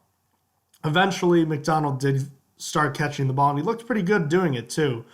But just as this started happening, so did all the injuries, and it seemed like every time he'd return from injury or he'd have a good quarter or a good half, he would succumb to another injury. At the end of the year, he put together a couple of nice games, including his best of the year in the playoffs, 10 catches, 116 yards. I'd say McDonald met and exceeded expectations as a blocker, but struggled more than he should have as a receiver. He did flash potential, but because of his injuries, he falls a little bit short of what I was expecting this year. Finally, Jesse James had a good year by his standards, tying a career high in touchdowns as well as setting personal records for receptions and receiving yards. But despite this, his play was inconsistent at best, having long stretches of uninspiring play, and he wasn't overly impactful again. He did, however, have his best career game against the Ravens. He made some great catches there. He did about what I expected from an effectiveness standpoint, but he did have a larger volume this year. So overall, I give this group a B-, Austin. How are you feeling about the tight ends? Well, I had sort of high expectations for Vance McDonald. It might have been more not high expectations. I was just hyped about him coming over, seeing as though the tight end group needed some sort of help. And I knew he would be a great blocker off the bat, and also accepted that he had bad hands. But when he did catch, from what I saw in the highlights, he was electric because he was so fast for his position. As for the other two, I expected James to be sort of phased out of the offense slowly to let McDonald take over. Then for Grimble, I didn't expect much at all. I thought that they were going to opt for David Johnson instead of Grimble. So it almost came to a surprise to me because they re-signed David Johnson earlier in that season and then just ended up getting rid of him anyway when Vance, right before Vance came over. But for how it ended up, well, McDonald was great when he was on the field, but he only played 10 games and started 7. Every week felt like a new injury for him, but when he was healthy, he looked really good, actually. He did have the drops I expected, but it wasn't quite as bad as I had thought it would be and as I was warned it would be, as I have two 49er friends. Despite only having 24 catches on the year, he still did pretty well. He had some nice catches and runs and overall did well. With more playing time, he can be dangerous as he heated up towards the end of the year. Then as a run blocker, he was something else. He met my expectations and exceeded them in that department. For Jesse James, he came out of the gate really strong, getting 2 touchdowns in the opening game against the Browns. He also had his career-best year here, as you said, in receptions, yards, and had a career-long 32-yard reception, as well as tying his career-best in touchdowns at 3. So I would say he outperformed what I expected, especially while splitting time with McDonald and Grimble. Speaking of Grimble, he met expectations. He was only targeted 9 times on the year and caught 5 for 32 yards and had a touchdown. So he did about what I expected, maybe more by getting himself a touchdown. But overall, I give this unit a B-. Despite me being pretty excited for all of them, they didn't really produce much. Jesse James outperformed a relatively low standard. Grimble didn't do much at all, and Vance wasn't on the field much. But if Vance can stay healthy, I can definitely see this unit having a higher grade next year. But that was really all I had to say for the tight ends. Can you tell me what you expected out of the tackles and what you graded them? All right, well, the Steelers had someone who I think most of Steeler Nation thought was snubbed from a Pro Bowl last year in Marcus Gilbert. We thought he was one of the most underrated tackles in the league last year, and along with improvement from Alejandro Villanueva with his new contract and effective work from Chris Hubbard as the 6th offensive lineman. So I'll start with the right tackle, Gilbert. He had a pretty disappointing season, not necessarily because of how he played this year, because he was fine when he played, but he missed a lot of time this year with injury and suspension. You're hurting the team when you shoot yourself in the foot with the suspension. So whether or not it was intentional of the way he, was suspended, that's a discussion for another time. Regardless, he missed time, and that's going to hurt his grade there. But on the other side, Villanueva seemed to have another typical season by his standards, and by that I mean a slow start where he improves as the season goes along. He wasn't elite or terrible in my mind, but he wasn't great like his Pro Bowl status suggests. Villanueva is a strong player at left tackle, but he probably still is the weakest link on the line in my opinion. But then again, if he is, that's not a bad deal. I won't say he regressed, but I won't say he got much better either. Reserved tackle Chris Hubbard was fantastic this season in replacing Marcus Gilbert. His first couple of games were shaky, but in the second half of the season he found his groove, and the Steelers' offense didn't really miss a beat with Hubbard at right tackle. As the 6th man on the line, or the fill-in right tackle, Hubbard was a very good player, and he most likely earned himself a nice spot on a nice contract with the team next year. His play helped to offset the struggles that Marcus Gilbert had staying on the field this season. Reserve tackles Matt Filer and Gerald Hawkins didn't play really enough to impact any games, or this grade for that matter, but they were good when they did play, relatively speaking. So I gave this unit a B, Austin. What about you? Do you agree with me? I expected Gilbert to stay as good as he was in pass protection throughout the year. Then seeing as Villanueva ended the year last season, I expected him to just get better and play like he did. For Hubbard, I liked him but didn't really expect anything. And for the others, I expected absolutely nothing.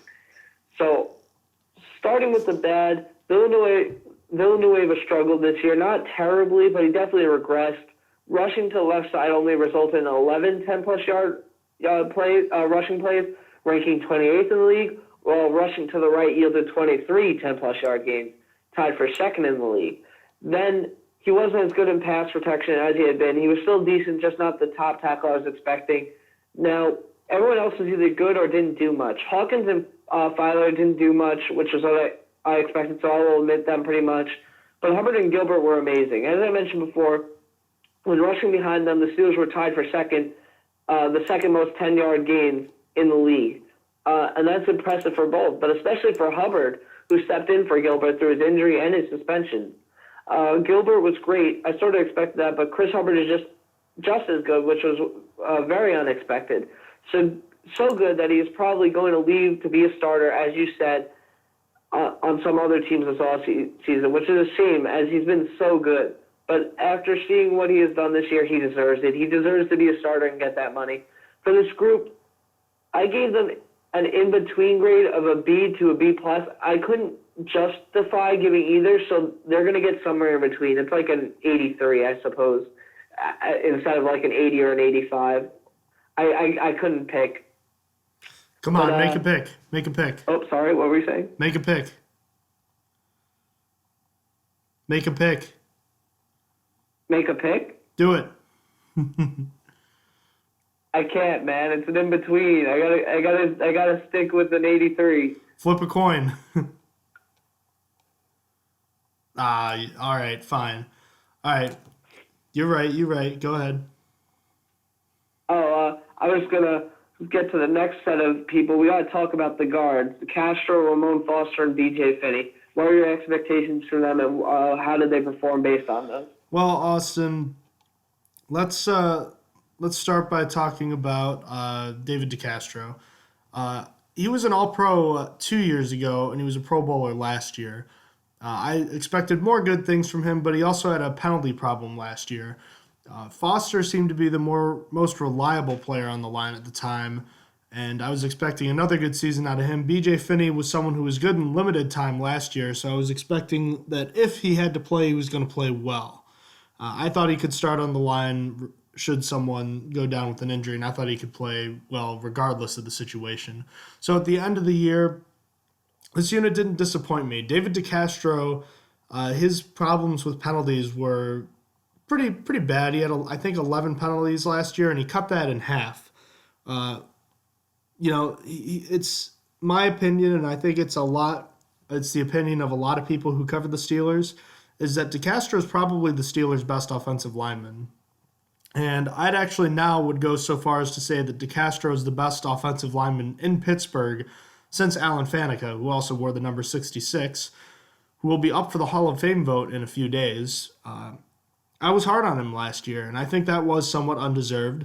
This year he was much better. Well, not much better, but he was even better than he was last year, and he was really good last year. Foster was his usual self on the left side, wasn't dominating, but at the same time he did his job and rarely is caught out of position. If this was his last season with the Steelers, which I don't think it is, it'll be a shame because he's one of the more underappreciated players on this team. Reserve offensive lineman B.J. Finney didn't play a ton this year, but just like last year, he looked good when he did have to play. I don't want to push Ramon Foster out the door just yet, but I'm pretty excited to see what B.J. Finney's going to do next year and whenever he does get the starting job because he looked good again, and I think he could be a really great guard. This unit met and exceeded my high expectations this year, so I'm actually going to give them an A+ this year, so they earned high honors in my book. Austin, what about you? Wow. Well, I expected a pretty good season out of the three of these guys. I knew DeCastro had a penalty problem, so I expected some more of those coming into this year. And I really expected above-average play for Foster. And since I liked Finney, I expected some good stuff from him coming to this season as well. But so the result was I was not let down by this group. DeCastro actually got his penalty problem under control. It was probably the best guard in the league this year, doing well in both pass and run blocking, where none of the other linemen did really well in run blocking. For Foster, he played at just above average, which I expected. I saw him get beat bad at times, but not very often, so I would say he did well as well. Then about halfway through the season, I decided that I had no issue for DJ Finney to start for this team.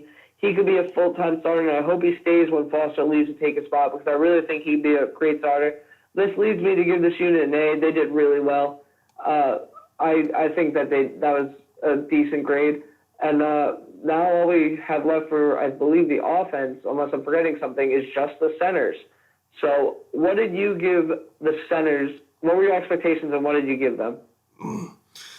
Well, Austin, I know you are going to agree with me, at least to a certain degree here, and in saying that Marquise Pouncey is a really good center. I think he's one of the best in the league. But all that being said, I don't think he's worth the hype or as good as the hype that we've seen from him since he came into the league in 2010. Don't get me wrong, he's very good. He's the most athletic center in the league and a great weapon out in space as a lead blocker. But the problem is that he struggles with bigger and stronger players. And you think about that, where are the biggest defensive players lining up, Austin? They're usually lining up on the outside. They're lining up right over the center, Austin, the nose tackle. Oh, I'm stupid. I'm thinking of big, like the taller ones. No. I mean outside linebackers. I mean like physically like big, like no offense, but round players. Okay. Yeah, you're right. Nose tackle. You knew what you were talking about. You just thought I was talking about something else. But in any case, you'd ideally want to leave your center on an island at most of the time, and he can handle linebackers. But the problem is when he faces big guys like Brandon Williams and Geno Atkins, which he has to do 4 times a year, he struggles. And that being the case, I expected another good season from him, but I just wanted to point out that for all the great things Pouncey does, this is a big problem for him and something that he's probably never going to really get better at. Beyond that, BJ Finney is the main backup center, but I always thought he was better as a guard, and he only had to play center and what ended up being 1 game, and it was very limited, as was Chris Hubbard because they split the final game. So this is pretty much only going to be on Marquise Pouncey. I'd say it was another status quo season for Pouncey. He might have actually been a bit stronger in terms of protection this year. I think he outperformed my expectations slightly. Again, another big win is the fact that he was healthy for this year, something which he's struggled with in seasons past. So that was a pleasant sight to see. So for that, I gave this unit and mainly Marquise Pouncey an A, Austin. That's a really good grade for him. For me, I always thought Pouncey was a bit overrated. I agreed with you.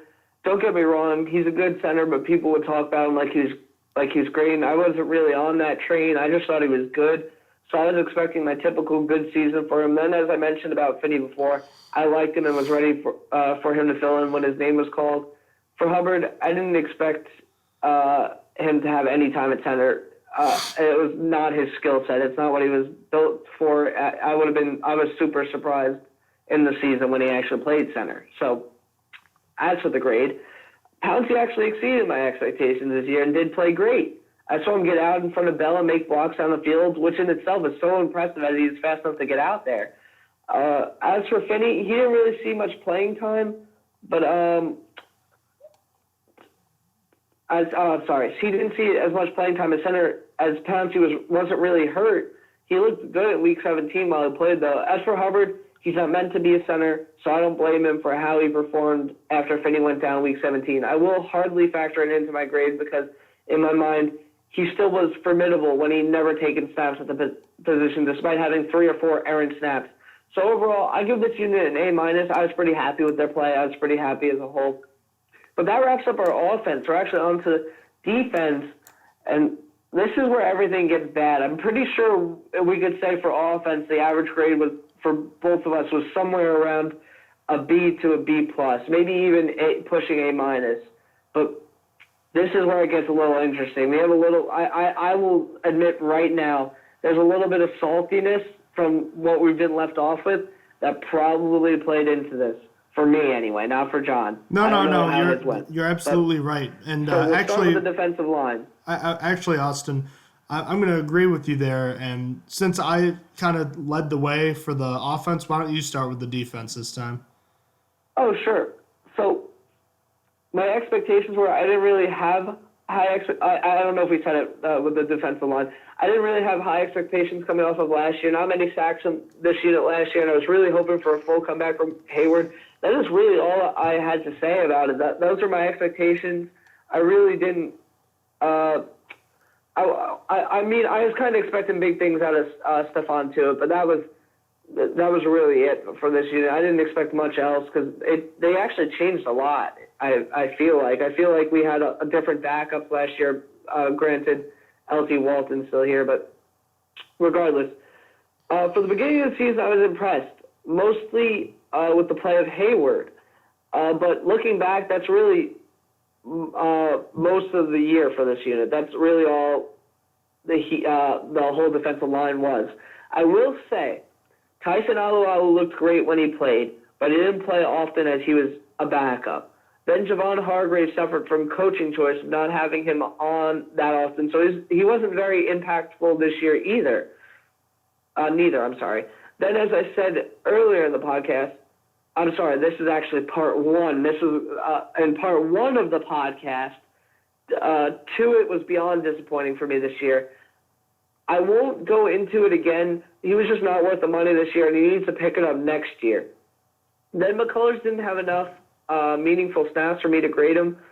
Overall, though, the last few games of the season left me with a sour taste in my mouth for this unit, especially the last game, so maybe I'm grading them too hard, but I give them a C+. Hayward finished with an A+, and Alualu also got a B+. But for me, based on my expectations, Tuitt got an F.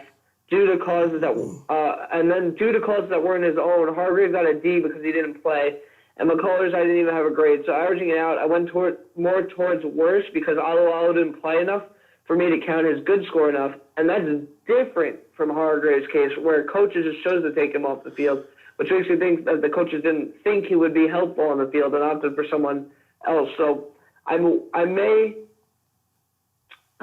so Hargrave's bad grade was way more than Alualu's good one. It's not his fault, really, but it's just I had to. So what were your expectations and your grade for the defensive line?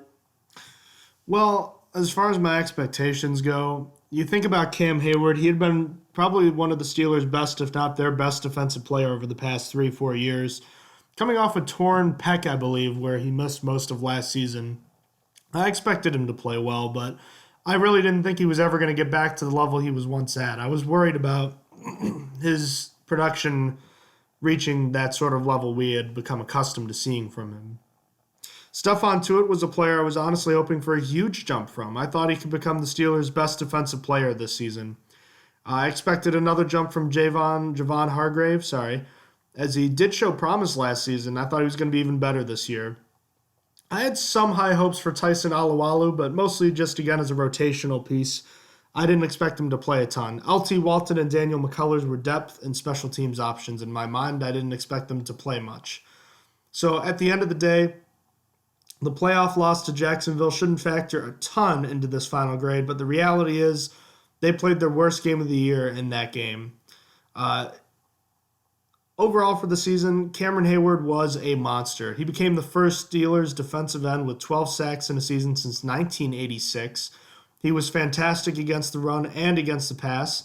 I can't really say I saw that coming. He looked like a real leader again, and I thought he could have been one of the Steelers' best all-time defensive linemen and cemented his legacy with a great postseason, but he could still do that. But as for this year, he still has more work to do in the future. Obviously, he isn't the reason the Steelers lost, and it shouldn't all fall on him, but it does hurt. Stephon Tuitt, disappointed this year. It's pretty plain and simple there.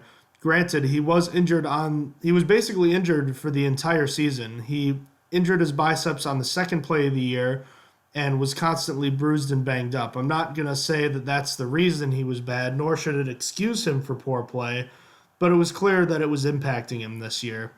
He just wasn't consistent enough, and it's clear he was not the same player he was last year. Javon Hargrave started the season really fast, piling up 2 sacks, matching his career total high from last year in just the first 3 weeks.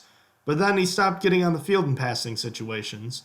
Perhaps he got worn down this year like he did last year. I'm not really sure what to make of Hargrave because there are times he looks like a game wrecker, Austin. He looks like a guy that can be just an absolute force up there. He was actually the one that got the pressure on Tom Brady when he threw his interception against the Steelers. But there are also times when he disappears. Now, true, he is a little undersized for a nose tackle, but I still want a little more from him. Or rather, I want the coaching staff to play him a little more in passing downs. But in any case, that's another discussion for another time as well. Tyson Alualu played very well this season, and L.T. Walton picked up his first 2 career sacks. Daniel McCullers was a non-factor who's likely going to be cut. Their pitiful performance in the playoffs hurts this overall grade, but it's deserved because they were awful. So I give them a final grade of a C+, with Hayward and Alualu saving the grade from being a failing grade. So on to the edge rushers, Austin, take it away. I honestly felt good coming into this season. I was excited to see T.J. Watt as a pass rusher. I felt like Dupree came back from injury the season before this one, and he looked like he was developing fine. I've always liked Chicolo, and I was expecting Harrison to be playing quite a bit still to give relief. And when I say I like Chicolo, it really just means that I liked him as a rotational player. I didn't want him to start or anything. I wasn't that crazy. I just liked him as a backup. And then for Arthur Moats, I actually wanted Arthur Moats cut prior to this season. I was kind of rooting for the dark horse candidate in oh no, his name is Keon Adams. I know his ad on Twitter is Civil Savage. Keon. Who was our 7th round draft pick this year? Keon Adams. Keon Adams. Okay, I was rooting for Keon Adams. I couldn't remember. He got hurt and went on to IR, so that didn't happen. But I was rooting for it. I couldn't remember his name, but damn. Anyway, for the grade for the season, well, T.J. Watt looks pretty good, especially in coverage. He blocked a kick. He got an interception. He had 7 sacks. But I felt like his pass rush was inconsistent. As for Bud Dupree is beginning to look like a bust. All of his sacks came really late and wasn't anything impressive. Then he also wasn't really a playmaker like T.J. Watt was, and his pass rush was never there. So he really disappointed me this year. Obviously, with Harrison, I think we can say now that he didn't get enough playing time. I can say that confidently, at least seeing him play for the Patriots and seeing how Dupree did, he should have had more time. He should have been splitting more time with Dupree, even though it's not his normal side. It kind of pissed me off to see. Not in the first game. The first game he did have 2 sacks, but it was right at the end. But it's just I feel like watching him play now. I feel like he should have more time. But especially since he got a sack in one of his few snaps that he did play for the Steelers. I mean, and how he was handled was poor to everything. It was poor. Everything about the James Harrison situation was bad. But that wraps that up. For Arthur Moats, he's a key special teamer, and that's really all he is. He didn't have many snaps at outside linebacker. As far as grade goes, I give him a C+. T.J. Watt probably had the best grade for me as a whole. As a whole, I felt like the runs to the outside weren't so successful. So I think that's a fair grade. I wanted to even give them lower, but I kind of bumped it out because I looked at T.J. Watt had more sacks than I remembered. I thought he only had 5. I for some reason, but he has 7, so I bumped it up from the C to C+ for that. But what were your expectations and then your grade for the edge rushers? Well, I expected James Harrison was going to play a lot early in the year alongside Bud Dupree, and I expected Dupree was going to continue his great finish to the 2016 season. Then around midseason, I figured T.J. Watt was going to take Harrison's place and would play well. Harrison would then become a situational pass rusher. Chicolo and Moats would be good reserve and special teams players. That's how I saw it. So this was quite a roller coaster ride of a position group, if you will. Despite showing glimpses of promise, once again, Bud Dupree was largely disappointing and often went unnoticed for many large portions of this season. He struggled to set the edge this year and never developed a consistent pass rush.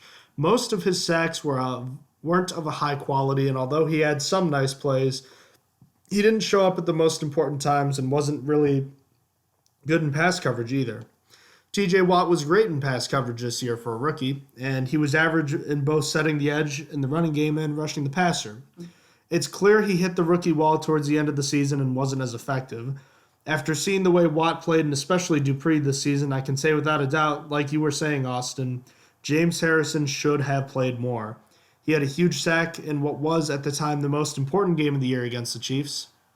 He probably would still be the most effective pass rusher on this team had he remained at the outside linebacker position in Pittsburgh. And I meant to say the most effective pass rushing outside linebacker because Hayward was more effective this year. But outside of the starters and Harrison, Anthony Chickillo was decent this year, but most of his numbers came from early in the year. But again, he's a great special teams player, and Arthur Moats played less this season than he had in any other season with the Steelers going back to when he signed in 2014. He was decent in special teams play, but he is definitely replaceable now. I have a feeling he's on his way out. This group didn't have crazy high expectations, but at the same time, I was really hoping for a lot from the starters, and that's the grade that's going to get impacted the most. So Bud Dupree is really going to hurt this grade, unfortunately, but I'm giving them a C+ this year. Go ahead with the inside linebackers, friend. Sure. I was very worried about the lack of depth at this position, and this isn't like me looking back now after seeing the season. You could go back on the podcast and hear me and John talking about how we thought we needed to draft an inside linebacker last season and how disappointed we were when it didn't happen. But I didn't like Steven Johnson and Ford as backups. I was excited for Shake and Bake, though. I was a little sad about Lawrence Timmons, and admittedly I was worried about Williams since the Steelers tried bringing in another starter, but I did have high hopes despite that. And my resulting grade were that I was very impressed with Vince despite the last game. He's probably the team's second best pass rusher. It's either him or TJ Watt, but Williams got 8 sacks on less pass rush snaps, so I'm going to pick him. Not only that, but he finished tied for the second most tackles on the team at 89, tied with Shazier. Speaking of Shazier, the Steelers really missed him when he went down. Sure, he missed a tackle here and there, but he was a playmaker, and without a doubt better than Sean Spence was. You couldn't even make an argument. That is so silly. But the Steelers basically got a hole blown into the rushing defense, along with that strong playmaker ability gone. Not to mention the Steelers lost so many tackles from Shazier, as despite going down just a little over halfway through the season, he still tied for the second most tackles on the team at 89. Also, he finished tied 20th in the AFC for passes defended with 11. I really hope for his return to football, honestly, because he's a really good player. For everyone else, I think it was a bad move to start Sean Spence over LJ Fort, especially in that last game, but neither me or John expected Spence to be the starter right away. But he was, despite not playing football for most of the year. It just really didn't make sense. Surely Fort knew the system better, and he was definitely faster. And if not, and Fort was that bad, why was he rostered in the first place? Why not cut him and have Spence on the roster all year instead? Surely Spence could have done special teams. I don't know. I just think that this decision was blocked by coaches. It didn't make sense to me in the slightest. As for Tyler Matakevich, while playing mostly special teams, he's just secured our Stronger Than Steel Big Step of the Week the first 2 weeks of the season in a row. He had some impressive special teams plays that were noticed, so I really commend him. It's a shame a shoulder injury held him from starting an inside linebacker over Spence at the end of the year. But I give this unit a B as a whole, really being weighed down by Spence, who got an F in my opinion, but really everyone else has a pretty solid grade, nothing totally awful. But what were your expectations, and what grade did you give them? As you mentioned, Austin, this was the one spot on the team where we were most concerned about going into the season. It was clear, we mentioned it, tight end and inside linebacker repeatedly were positions we wanted addressed in the draft, and they were not. So we were very disappointed. Expectations were high for Ryan Shazier again. Vince Williams had not really high expectations per se. There was hope for him, but I don't think the expectations were very high because he had never been the guy before. Reserves Tyler Medikevich and LJ Fort were expected to be pretty much special teams contributors, and that's it. As far as the way this position group finished, Ryan Shazier's injury was horrible, but it showed what we all feared. He was having a great season when he went down, and his absence masked some massive issues with his defense. When forced to play without Shazier, Vince Williams struggled mightily. He had a great season to that point, but was unable to pick up the slack after Shazier had left the lineup. Matakevich wasn't a great defensive player, partially due to a shoulder injury, but he may have been the team's best special teams player, so good for him. One of the better ones anyways. LJ Fort was also great in special teams play this year and had a few nice plays on defense this year, making one of the few good plays against Jacksonville in the playoffs for the defense. Sean Spence proved to be a disappointing signing, who didn't have high expectations, but it was clear he wasn't suited to be on an NFL roster as a defensive player anymore. I was very confused as to why he continued to receive a lot of playing time after the first game against Baltimore when it was clear he was not cut out to play defense at that point, but the Steelers continued to insert him into the lineup, and the result is, it speaks for itself. In any case, Shazier and Medikevich met expectations. Fort exceeded them in my mind. Williams exceeded for 13 games, but then fell flat in the final 5. Spence was a horrible disappointment. So all in all, I gave this unit a B-. I could have gone C, I could have gone B- here, but I decided to go with the B- because of how well Shazier and Williams played for the first 3 quarters of the season. Go ahead with cornerbacks, Austin. How did the most openly criticized unit from last season play this year? Well, I said Joe Hayden was a slight improvement over Ross Cockrell in one of our earlier podcasts before the season started. Artie Burns I never liked. I was just hoping for his development in his second year, to be blunt. Mike Hilton, I didn't even know his name until I started hearing about him in OTAs, and then only started getting excited for him in preseason. Then Cameron Sutton, I was hoping to see featured as a returner. And lastly, I was just expecting William Gay to get less snaps as he was a seasoned vet, splitting with Sensabaugh more than likely in my mind. For Sensabaugh and Allen, I didn't really expect much. I didn't think either was getting much playing time. I thought one of them was going to be inactive every game more than likely. As for the result, well, Joe Hayden definitely turned out better than a slight improvement over Ross Cockrell. Definitely a good signature by the Steelers. And I'm glad they took the chance despite Hayden coming off of an injury. Artie Burns started this year as I expected, but actually finished really well for me. I was oddly impressed, feeling like he was doing better in coverage in the second half, despite everyone giving up those huge plays. Mike Hilton was a diamond in the rough. The dude did everything. As a cornerback, he got more tackles than starting safety Mike Mitchell, having the 4th most tackles on the team at 64. He had more sacks than both Stephon Tuitt and Javon Hargrave, and had 2 interceptions, the 3rd most on the team. So really, he was a great find and steal of the Patriots practice squad. Who the Patriots definitely missed out on missed out on Mike Hilton seeing their corner situation at the moment. We didn't get to see Cameron Sutton for a while due to his injury, but I'm honestly happy with his performance. He looks like a decent starter and a great backup. I was sad we only got to see 1 return from him, but I have high hopes that changes next year, as I expect Eli Rogers to be walking. And I would assume that Cameron Sutton would be taking over, if that is exactly what happens.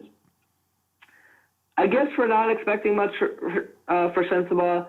He did okay, but he did really bad in his starting role after the Titans game, so bad that the Steelers opted to start rookie Sutton over him not too much later. But like I said, I had no expectations for Sensabaugh, as I knew the kind of player he was, so he didn't really disappoint me per se. As for Brian Allen, he was what I expected, not much other than a special teams player. I can't really say he was a memorable one either. He was mostly inactive. Overall, I give this unit a B+. The second half of the season, where they started giving up big plays, really brings them down, as well as Sensabaugh's play and Artie Burns in the first half, because this unit was actually pretty solid otherwise. That's really all I have to say on the quarterbacks. What do you have to say about your expectations and how they performed? Really quickly, have you heard that the Steelers are considering moving Cameron Sutton to safety next year? And Brian Allen, for that matter. I did not hear either of those reports. That's actually news to me. Well, I had no idea. Does Cameron Sutton have any experience? Do you know? Safety? I was gonna say, I think Brian Allen is more the fans talking. I think Sutton is more legitimate. I'm not sure. I don't know how that would work, but the fact of the matter is, Mike Hilton's your nickel corner, and you're only playing Sutton next year if Hayden is injured. I wouldn't want the Steelers to cut Hayden for Sutton right now. Honestly, I feel like, despite it being fan talk, the Brian Allen thing makes sense based on what Brian Allen was drafted for. Brian Allen was drafted as a developmental player who had very high athletic ability. Do you not agree? Oh yeah, you're absolutely right. So he was drafted to be tried to be molded into something. So if there's an interesting way to look at it, I feel like should be Brian Allen's calling. Will it work out? Probably not. But Brian Allen was drafted because he was so athletic, and I feel like if he could be a playmaker in that position better than Mike Mitchell, I feel like that's an interesting one to look for. But that's going to be interesting because that would definitely change around our pre-draft analysis as to how important we view a safety. Because if they're thinking of making two cornerback safeties, that really changes stuff up. How crazy is it that if the Steelers move Brian Allen and Cameron Sutton to safety, that Mike Mitchell will still be the worst safety on the team? I'm just kidding. Yeah, that's awful. Move Shazier to safety. Yeah. That was what they were expecting him to do when they drafted him, right? Yeah, that's why I was saying that, because it's like a meme now. Just move Shazier to safety. They also were going to do that with Sean Spence, but then he had a horrible knee. I don't know if you remember Sean Spence, basically his catastrophic knee injury in the preseason when he was drafted. I actually do not. I don't remember it. All right. Well, a quick history lesson. He was drafted in the third round of the 2012 draft, and he was expected to be, he was a poor man's Ryan Shazier. He was very athletic, and there were talks of moving him to safety. Well, in the third preseason game, the infamous Heinz Field turf, Austin, I saw Sean Spence's knee bend in a way that no human body part is meant to bend. And as a result, Spence missed that entire season and all of next season. I think there were questions of whether or not he would actually walk again. So the fact that he played football again and managed to actually make an impact in a few seasons of play is just incredible. Obviously, what we've seen now is he's more like Vince Williams, where he's not really that fast anymore, which is sad because he really was amazing. But that's just a quick history lesson for Sean Spence. Seriously, I'm not going to say watch it because it's gruesome, but the story of Sean Spence is actually kind of crazy. That is kind of crazy. I guess as of late, Steelers inside linebackers don't fare very well. Yeah, maybe they want to go somewhere. I don't know. Well, they need to go inside linebackers, so let's not even talk about that right now. But back to cornerbacks. Let's talk about that. My expectations weren't super high. They were higher than last year, but expectations grew even more when they signed Joe Hayden. He was expected to be a starter, not the vintage Pro Bowl version of years past, but he was expected to be good. Artie Burns was expected to continue to develop, hopefully into a number one corner as I hoped. William Gay's expectations were lowered as it was clear he's been slowing down. Nobody knew who Mike Hilton was until about May at the earliest, so there were no expectations for him. Brian Allen was a rookie project 6th-round pick, and Cameron Sutton was a decent 3rd-round pick with some expectations, but also had injuries to deal with in training camp. I expected Cody Sensabaugh to be pretty much a special teams player. So based on expectations being so low outside of the starters, this unit didn't perform that badly. Joe Hayden actually exceeded expectations this year, and most people would say he was the best Steelers player in coverage this season, and I'd argue for that. He showed some good willingness to play against the run, too. Artie Burns wasn't great at times, but he also wasn't awful. He didn't make the leap to that number one corner spot that we were hoping he would, but I think expecting that of him might have been unfair. He is a NFL starting cornerback, and that's still good to have around. Cody Sensabaugh disappointed this season when Joe Hayden left the lineup with an injury in the middle of the season. Cameron Sutton impressed when he did play, eventually replacing Sensabaugh. And Brian Allen was pretty much a special teams player only. In fact, he had 0 defensive snaps. The big winner here was Mike Hilton, who became one of the best nickel cornerbacks in the league. He was a great run defender, a good player in pass coverage, and probably the best blitzing cornerback in the whole league when it comes to rushing the passer. Finishing with 4 sacks, setting an NFL record for sacks by a cornerback in a single game with 3 against the Texans on Christmas Day. He basically pushed William Gay out of a job. Gay was decent in limited playing time, but it's clear Hilton's the better player and Gay is on his way out. So for Hilton, Sutton, and Hayden exceeding expectations, this unit earns a B+, despite Sensabaugh falling flat and Burns not reaching the heights I had hoped. But I think a B+ is a fair grade, Austin. Now, what about the safeties? How much of a dumpster fire was this unit? Well, expectations were in a dumpster fire. I had really high hopes for Sean Davis after winning Team Rookie of the Year last year. I only expected him to go up from last year. As for Mike Mitchell, I thought it would be decent as he's always been average, really. Unfortunately, after going back to look at Mike Mitchell's stats, I just wanted to mention this really quickly. Mike Mitchell had his career year the year before the Steelers signed him, and that's really unfortunate. He probably had his best year then, and the Steelers kind of hoped like this would continue, and no, that was it. But J.J. Wilcox, I was excited for it as a backup. He was literally the same player as Mike Mitchell in my eyes, a hard hitter that whiffed on tackles sometimes, but I liked him as a backup. For Robert Golden, I didn't have many expectations as I didn't expect him to play much other than special teams. So what happens to this unit this year? Easily the most disappointing unit on the Steelers the entire year. And I put most of that on Mike Mitchell. I was really going to give it to Sean Davis too, but looking back, his play was more hit or miss than anything. He wasn't terrible all the time, but when he was, it was very noticeable. Like in the Ravens game. Started with Sean Davis to sort of plead his case as to why he wasn't nearly as bad as Mike Mitchell. Firstly, he led the team in tackles at 92. Then he was tied for the lead in interceptions with 3. He also got a sack and forced a fumble. And while some of those things don't make up for his bad plays, like the interception against the Ravens, he wasn't that bad. That interception against the Ravens stopped them from more than likely getting points, and had they even gotten the field goal there, they probably would have won the game. So just take that into consideration.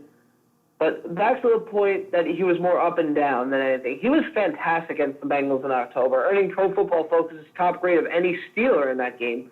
But for the most part, he was more down than up and looked like a rookie making rookie mistakes. Definitely had a sophomore slump. Now, the moment I've been waiting for this entire podcast.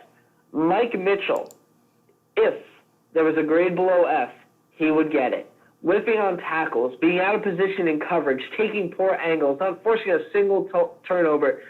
That has defined 2017 Mike Mitchell. He finished with only 53 tackles. That's less than two cornerbacks on the team. He finished with only 2 passes defense. You know who else finished with 2 passes defense? Stephon Tuitt. And you heard me rip on him, and he's a damn defensive end. L.J. Fort finished with 4, and he hardly played. Backup Robert Golden even finished with 2 himself, despite no playing time. Mike Mitchell was just absolutely terrible. I'm rooting for a safety in the first round to replace him. But now with that news of Cameron Sutton and Brian Allen, that's a little bit shaken up. But I'm still sticking with it because I feel like it would be better to draft a safety than convert one. But for the other ones, Wilcox didn't really get to play much. But I remember a game where he got like 3 penalties on special teams, and that's really all I remember from him. Then for Golden, he didn't play much normally, but on special teams, he obviously had that big completion against the Bengals, Darius Hayward-Bay. And that made it in far picking our Stronger Than Steel Play of the Game selection, our Stronger Than Steel Play of the Year, I'm sorry. It was a really big play. Overall, this unit does get an F despite me sticking up for Sean Davis. Me sticking up for him only brought him to a D+. It wasn't like it brought him up several points because he was still overall bad. Well, like I said, if Mitchell could have less than an F, he would. Mitchell really weighed down hard on this position. I think even if Sean Davis had a B, I think I'd still give them an F because he was that bad. He is unredeemable at the moment, to be honest with you. So what were your expectations? And I can't wait to hear what your result was. I'll just crack my knuckles here. Wow. Austin, all right, before I even get to Mike Mitchell, let me talk about Sean Davis. I expected a lot from him this year. I didn't expect him to be amazing, but he was a second-year player, won the Steelers Rookie of the Year award. I was expecting good things from him. I was hoping to see a little more from J.J. Wilcox because I thought he was a player like Mike Mitchell. I actually thought at some point he was going to take his job, but that's a discussion for another time. Robert Golden, I expected to be a solid special teams contributor. Mitchell's someone that when he came over from the Carolina Panthers in 2014, maybe this was unfair of me to want this, but I remembered what it was like with Ryan Clark and Troy Polamalu back there. A great safety tandem, and Clark was a Pro Bowler in his own right. He went to a Pro Bowl one year, and he was a solid player. He wasn't amazing, but he got the job done. And at his worst in 2013, he was still an average to above average player. When Mitchell came in 2014, I gave him some leeway that first season because I thought that, it's his first year. He's playing with Troy Polamalu. Polamalu's clearly slowed down. He didn't have a good year in 2014, eventually got released. It was clear that he was also playing, I think he played with a torn groin that entire year, so I was like, all right, fine. He played a little bit better in 2015, but I didn't like what I saw from him. He was signed to that big contract to be a playmaker, and I didn't feel like he was making enough plays. Aside from that, all the crazy antics with him, running his mouth all the time, and that it left a bad taste in my mouth from the moment he signed and started running his mouth with the Steelers to even this past year, and we'll get to that in a moment. But I guess getting back to this season, this was easily the worst unit on the team this year. And I originally gave them a D, Austin, but after hearing you rant on them and me thinking about it as I'm talking, I'm probably going to lower my grade to an F as well. Sean Davis wasn't all bad, as you mentioned. He had more tackles this year, more interceptions, more forced fumbles, and passes defense this year than his rookie year. But the problem is that Davis was too often caught out of position, was routinely making mental mistakes you'd come to expect from a rookie, not a second-year player. Poor technique and several bad penalties hurt as well. But he did play well at times, breaking up a touchdown pass in the end zone against the Chiefs, and he played well against the run, but he did obviously take a step back this year when he was expected to take a step forward. Robert Golden was about what I expected him to be. A good special teams player who wasn't going to look good playing safety, and that's what we got. J.J. Wilcox played a lot early in the year, and that was okay. He had an interception. He was a physical force, but then he just stopped playing defense. Apparently he wasn't good in practice, and he definitely made too many mistakes on special teams. Because from about weeks 5 or 6 on, I think he played just 10 defensive snaps. So he clearly was not in the Steelers' plans. For a guy that you traded to get, that's not good enough. Especially considering the guy who started was Mike Mitchell. And there's a lot of ways to describe his tenure with the Steelers and the 2017 season in particular, and none of them are good. For his entire Steelers career, Mitchell has always disappointed me. And again, like I already said, I was hoping he would be Ryan Clark, and at Mitchell's best, he was worse than Ryan Clark in his worst version in 2013. Again, you signed your free safety to be a guy who makes plays, and Mitchell did not make any. He failed to back up his talk time and time again, especially this year.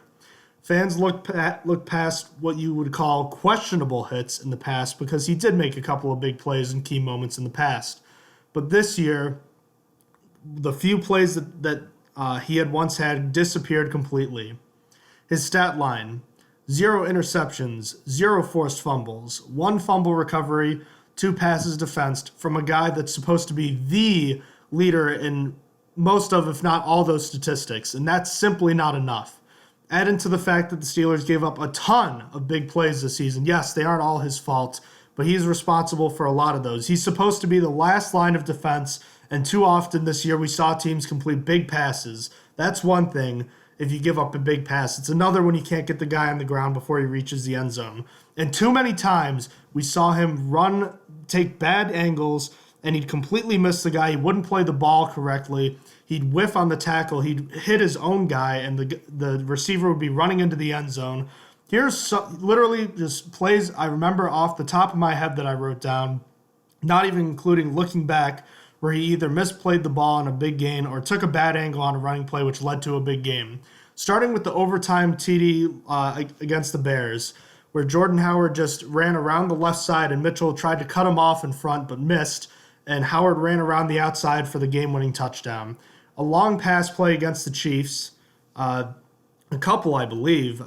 He gave up several long passes against the Lions, which, again, granted, was not necessarily his fault, but at the same time, he was slow. He was slow getting to the position he needed to get to so many times. He gave up a long touchdown pass against the Colts where he actually injured himself and hit Cody Sensabaugh while I believe it was T.Y. Hilton running to the end zone. He gave up another one against the Titans. He had two against the Packers. One long run against the Texans where he completely blew his angle pursuit. And that's literally off the top of my head. I wanted to give him the benefit of the doubt for so long, and I don't want to say this because I want Steelers players to succeed, but Mike Mitchell is the worst starting safety in the league. Whether it's because of injury or something else, whatever it is, he is the worst starting safety in the league. I don't want him to be back next year. I don't think he will be either. I have a feeling he'll catch on with another team for maybe another year or two, but this position is getting addressed in the draft, and it should be, regardless of what happens with the other players on the roster. I'm sorry about the long rant, and I don't like ripping on players like this, but I'm so sick of everything he's done. And on top of all that, or I guess rather hasn't done too, and on top of all that, hearing him go to the Jaguars locker room before the game and talking smack about, oh, you're going to know who I am after the game. Well, how did that go, Mike Mitchell? How did that game go?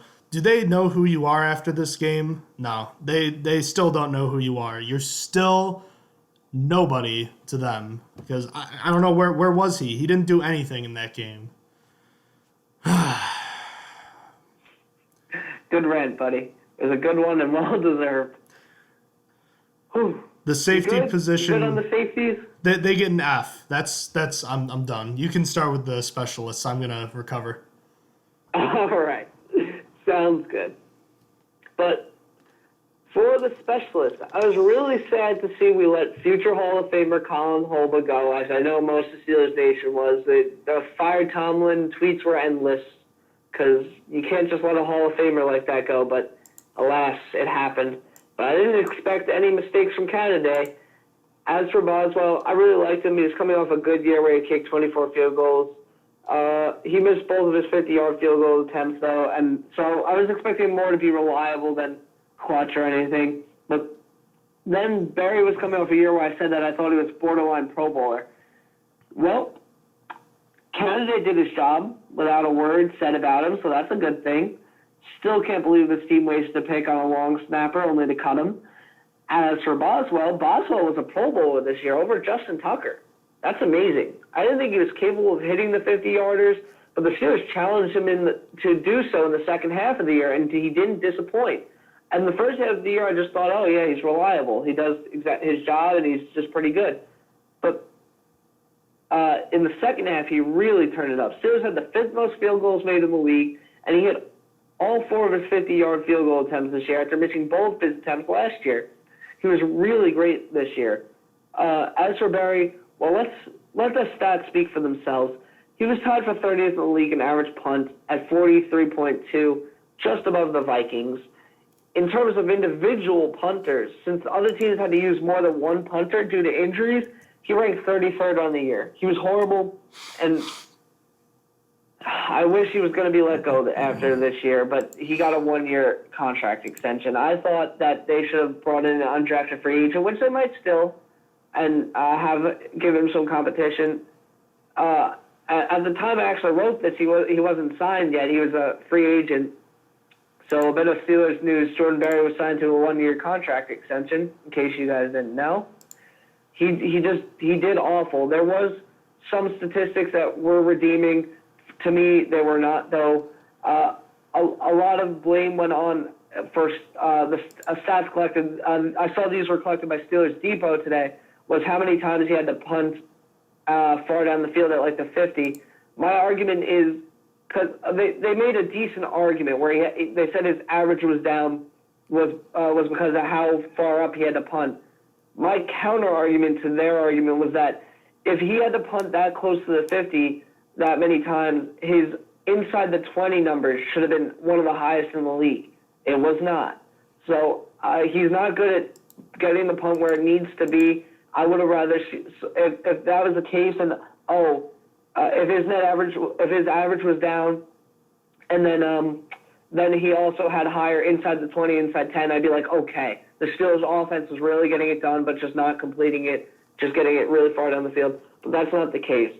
The fact of the matter is, he did not do good in any regard. He might have had short field to punt, but that only brought out what was worst in him, that he can't get the punt inside the 20 or inside the 10 where it needs to be. Punts didn't go the right way. It's just, I didn't like Barry. I didn't like the resignature, and so that was bad for me. But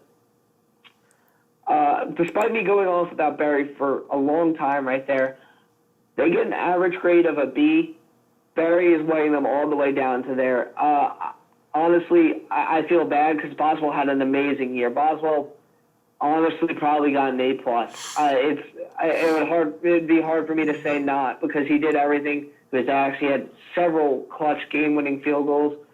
So I feel bad because that the unit got weighed down so bad, and then Canada didn't weigh in anything. I guess he gets an A+ as well because he didn't do much. Actually, I'm sorry. Greg Warren forced a fumble in his career, so we'll give Canada an A, but that didn't count much for me. So, yeah, that's really it. Barry weighed them down to a B. But anyhow, what were your expectations for the specialist, and what happened in your mind? Well, really quickly, I wanted to talk a little bit about the Steelers Depot and the punting statistics. I actually listened to their show recently, and did you know that the inside the 20 statistic for punters includes touchbacks? It does? Yep. Which seems odd. How? That doesn't... It brings them out to the 25. How does that even work? Nope, no, that's only kickoffs.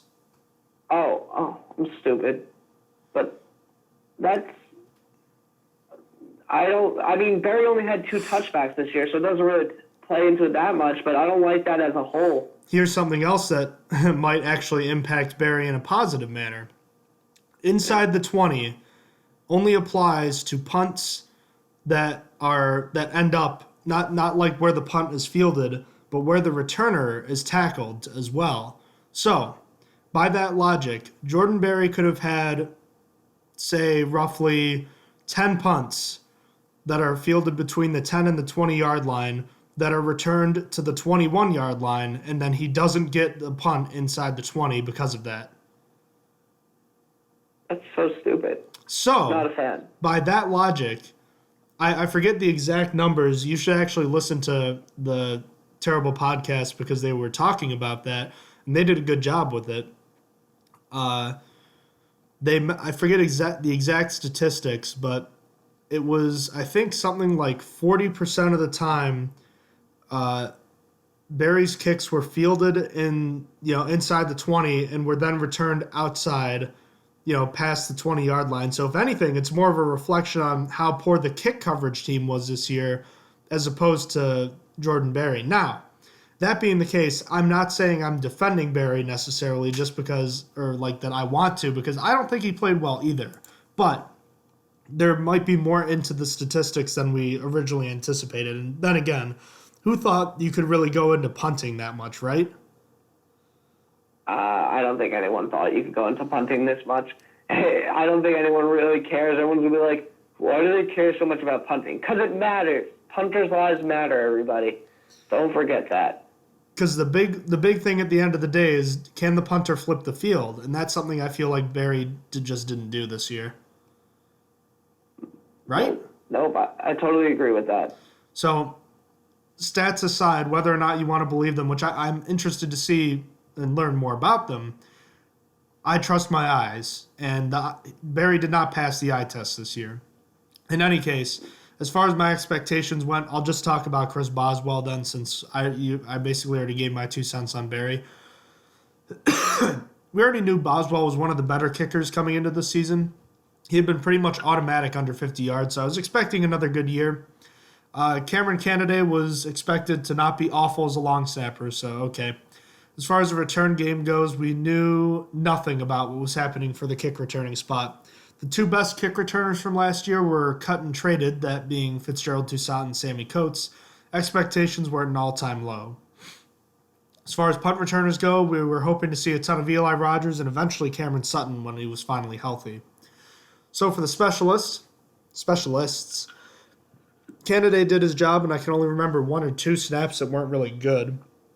That's what you want from your long snapper. Good work. Boswell entered a new stratosphere as a kicker this year, not only setting a team record for field goals made in a season, which is a great accomplishment, he also missed only 5 combined kicks this year, which includes 38 field goals and 39 extra points. So that's a total of 72 of 77. Beyond that, Boswell hit 4 game-winning field goals in 5 weeks, which put him into an entirely different realm as an elite kicker. He may not have the leg strength of a Justin Tucker, but he now has that cold-blooded killer instinct and a proven track record as someone that will deliver with the game on the line. He truly was one of the best players on the team this year, and sadly his counterpart as a punter struggled mightily. We already talked a lot about Barry. The return game was a roller coaster ride this year. The kick return game was awful for the most part.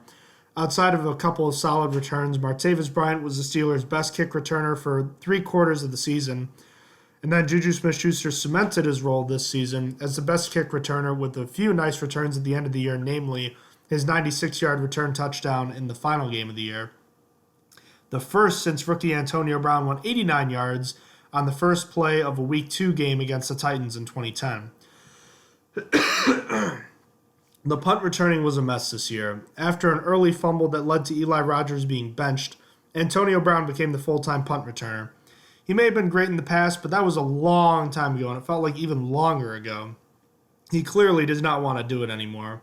He broke off 1 nice return that I can remember, but was essentially useless back there, averaging 5.5 yards a return. Sometimes, and a lot of times, he wouldn't even run up to catch the ball, leading to a longer punt. I was calling for him to be taken off the punt return unit for a long time. Finally, the coaching staff put Eli Rogers back in there, and he responded well to it. As a matter of fact, against the Texans, he had 3 punt returns, which he nearly broke for a touchdown. It was a disappointing year for Rogers, but he showed a lot of promise as a punt returner. It's a shame he tore his ACL in the final game of the year. But for this unit, Barry's terrible season and the ineptitude of the return game for most of the year hurt this grade significantly. But Boswell saves this unit and gives them a B for my final grade this season. So now, that being said, Austin, I texted you the list of the overall grades, which I don't believe are entirely accurate. So if you want to do a quick head count, do that right now. But for the season, final grades, I gave the quarterback position a B+, the running backs an A-, wide receivers an A-, tight ends a B-, tackles a B, guards an A+, centers an A, defensive line a C+, outside linebackers a C+, inside linebackers a B-, cornerbacks B+, safeties an F, and specialists a B. And do you have your list? Do you want me to rattle it off from what I had checked? Sure, you can go for it. All right. I know at least I have the offense correct. Quarterback, you also had a B+. We had pretty similar grades because, we're pretty smart. Yeah, there we go. Running back, you had a B+. Wide receiver, an A-. Tight end, a B-. Tackle, you had between the B- and B, right? Yep, that was the weird one. Guard, you had an A. Center, you had an A-. Defensive line and outside linebackers, you had a C+. Inside linebacker, you had a B. Yep, inside linebacker, I had a B. Cornerback was a B+, and safety was an F, right? Yep. And then Correct. specialists was a B. Yep. Okay. All right. Those are our final grades for the year. We will post those on our social media later. But in any case, let's wrap up the 2017 season, Austin. What are we going to be saying about the Pittsburgh Steelers 2017 season over the next couple years or even 5 years from now? Simply put, it was disappointing. It was one of the most disappointing seasons in recent memory. A good regular season capped off by an awful postseason that I don't think many people expected. I thought many people thought that the Steelers were going to win against the Jaguars, and we talked about how embarrassing it would be if they lost, and they went and lost. So it is what it is. We're going to have to go and move on to the next season, but we're going to remember this one as a disappointing one. How about you? What are we going to be saying about this season in the future? I think you covered it pretty well, but it was a missed opportunity is what it comes down to. A wasted, fantastic season from Ben Roethlisberger, another heroic effort from Antonio Brown. Being unable to win in the wake of the death of Dan Rooney and the injury to Ryan Shazier. The missed opportunities, the struggles of the coaching staff in key moments will be remembered, and obviously falling flat on their faces against the Jaguars will be remembered infamously, despite all the great things they did in the regular season. Now, 13 wins is still an impressive number, so of that, what was the team's finest moment and what was its worst moment? I'll start with the worst moment because it's easy. The Jaguars' loss is the worst, and specifically the offensive play in that game was the worst part of the season. The best was probably rallying to win against the Ravens. That was an incredible game that made a comeback win that we were lucky enough to experience. What were the worst and best moments for you? Well, I'll start with the worst moments because it's easy. The Jaguars' loss, the Patriots' loss was the most disappointing. I'm sorry, let me start over. The worst loss, in my opinion, was the Patriots' loss. And yes, the Jaguars' loss was probably more unexpected and disappointing, but in everyone else's eyes. But the Patriots game was so close to being won. And for that whole game, when the Steelers were up 24-16, it really felt like they were about to slay the dragon. Then they snatched defeat from the jaws of victory. So that was really frustrating from my perspective. And then beyond that, the best moment I'd actually argue would be the Steelers win in Cincinnati. This was quite a difficult game for everybody watching and obviously at the scene. Ryan Shazier suffered a significant spinal injury, and despite losing their most important player and, at the time obviously wondering about his condition, nobody would have blamed the Steelers if they had lost that game by 50, but instead they played tough, they band together, and they played some of the most mentally tough football I have ever seen. I had a similar experience, not to that magnitude, obviously, but as an 8-year-old kid, my first year playing football, a teammate of mine suffered what appeared to be a very serious neck injury. I'll never forget what it was like to see him lying on the ground with the ambulance and paramedics surrounding him, wondering if he was going to live, let alone walking or having a normal life again. Granted, I was a child, so the experience was probably more intense, and I'm probably remembering it in a more dramatic sense, but at the same time, we're talking about someone who appeared to have suffered a critical injury, and they still had a game to play. So despite all the criticism Mike Tomlin has deservedly gotten at this point over the past couple of years, this was probably his finest moment. Getting the team to rally around Shazier and being able to pull out a gutsy win, it's something that I'll never forget for better or for worse. And even though the result was meaningless in the wake of Shazier's condition, I think it was really tremendous, and it really spoke to the mental toughness these guys all had. So I wanted that to be made known. So we're going to skip. We originally were going to talk about who was the most impressive and disappointing, but we kind of already mentioned this, so we don't want to run in loops here. So I guess, Austin, that pretty much wraps things up for our 2017 recap. It's just expectations where I think AFC Championship or beyond, and we just missed out on the AFC Championship. Just disappointing, man. It should have went a different way. All this talent, and it couldn't even get them to the AFC Championship game, never mind the Super Bowl. It's really sad. Well, another day, another dollar. The Steelers will be watching Super Bowl 52.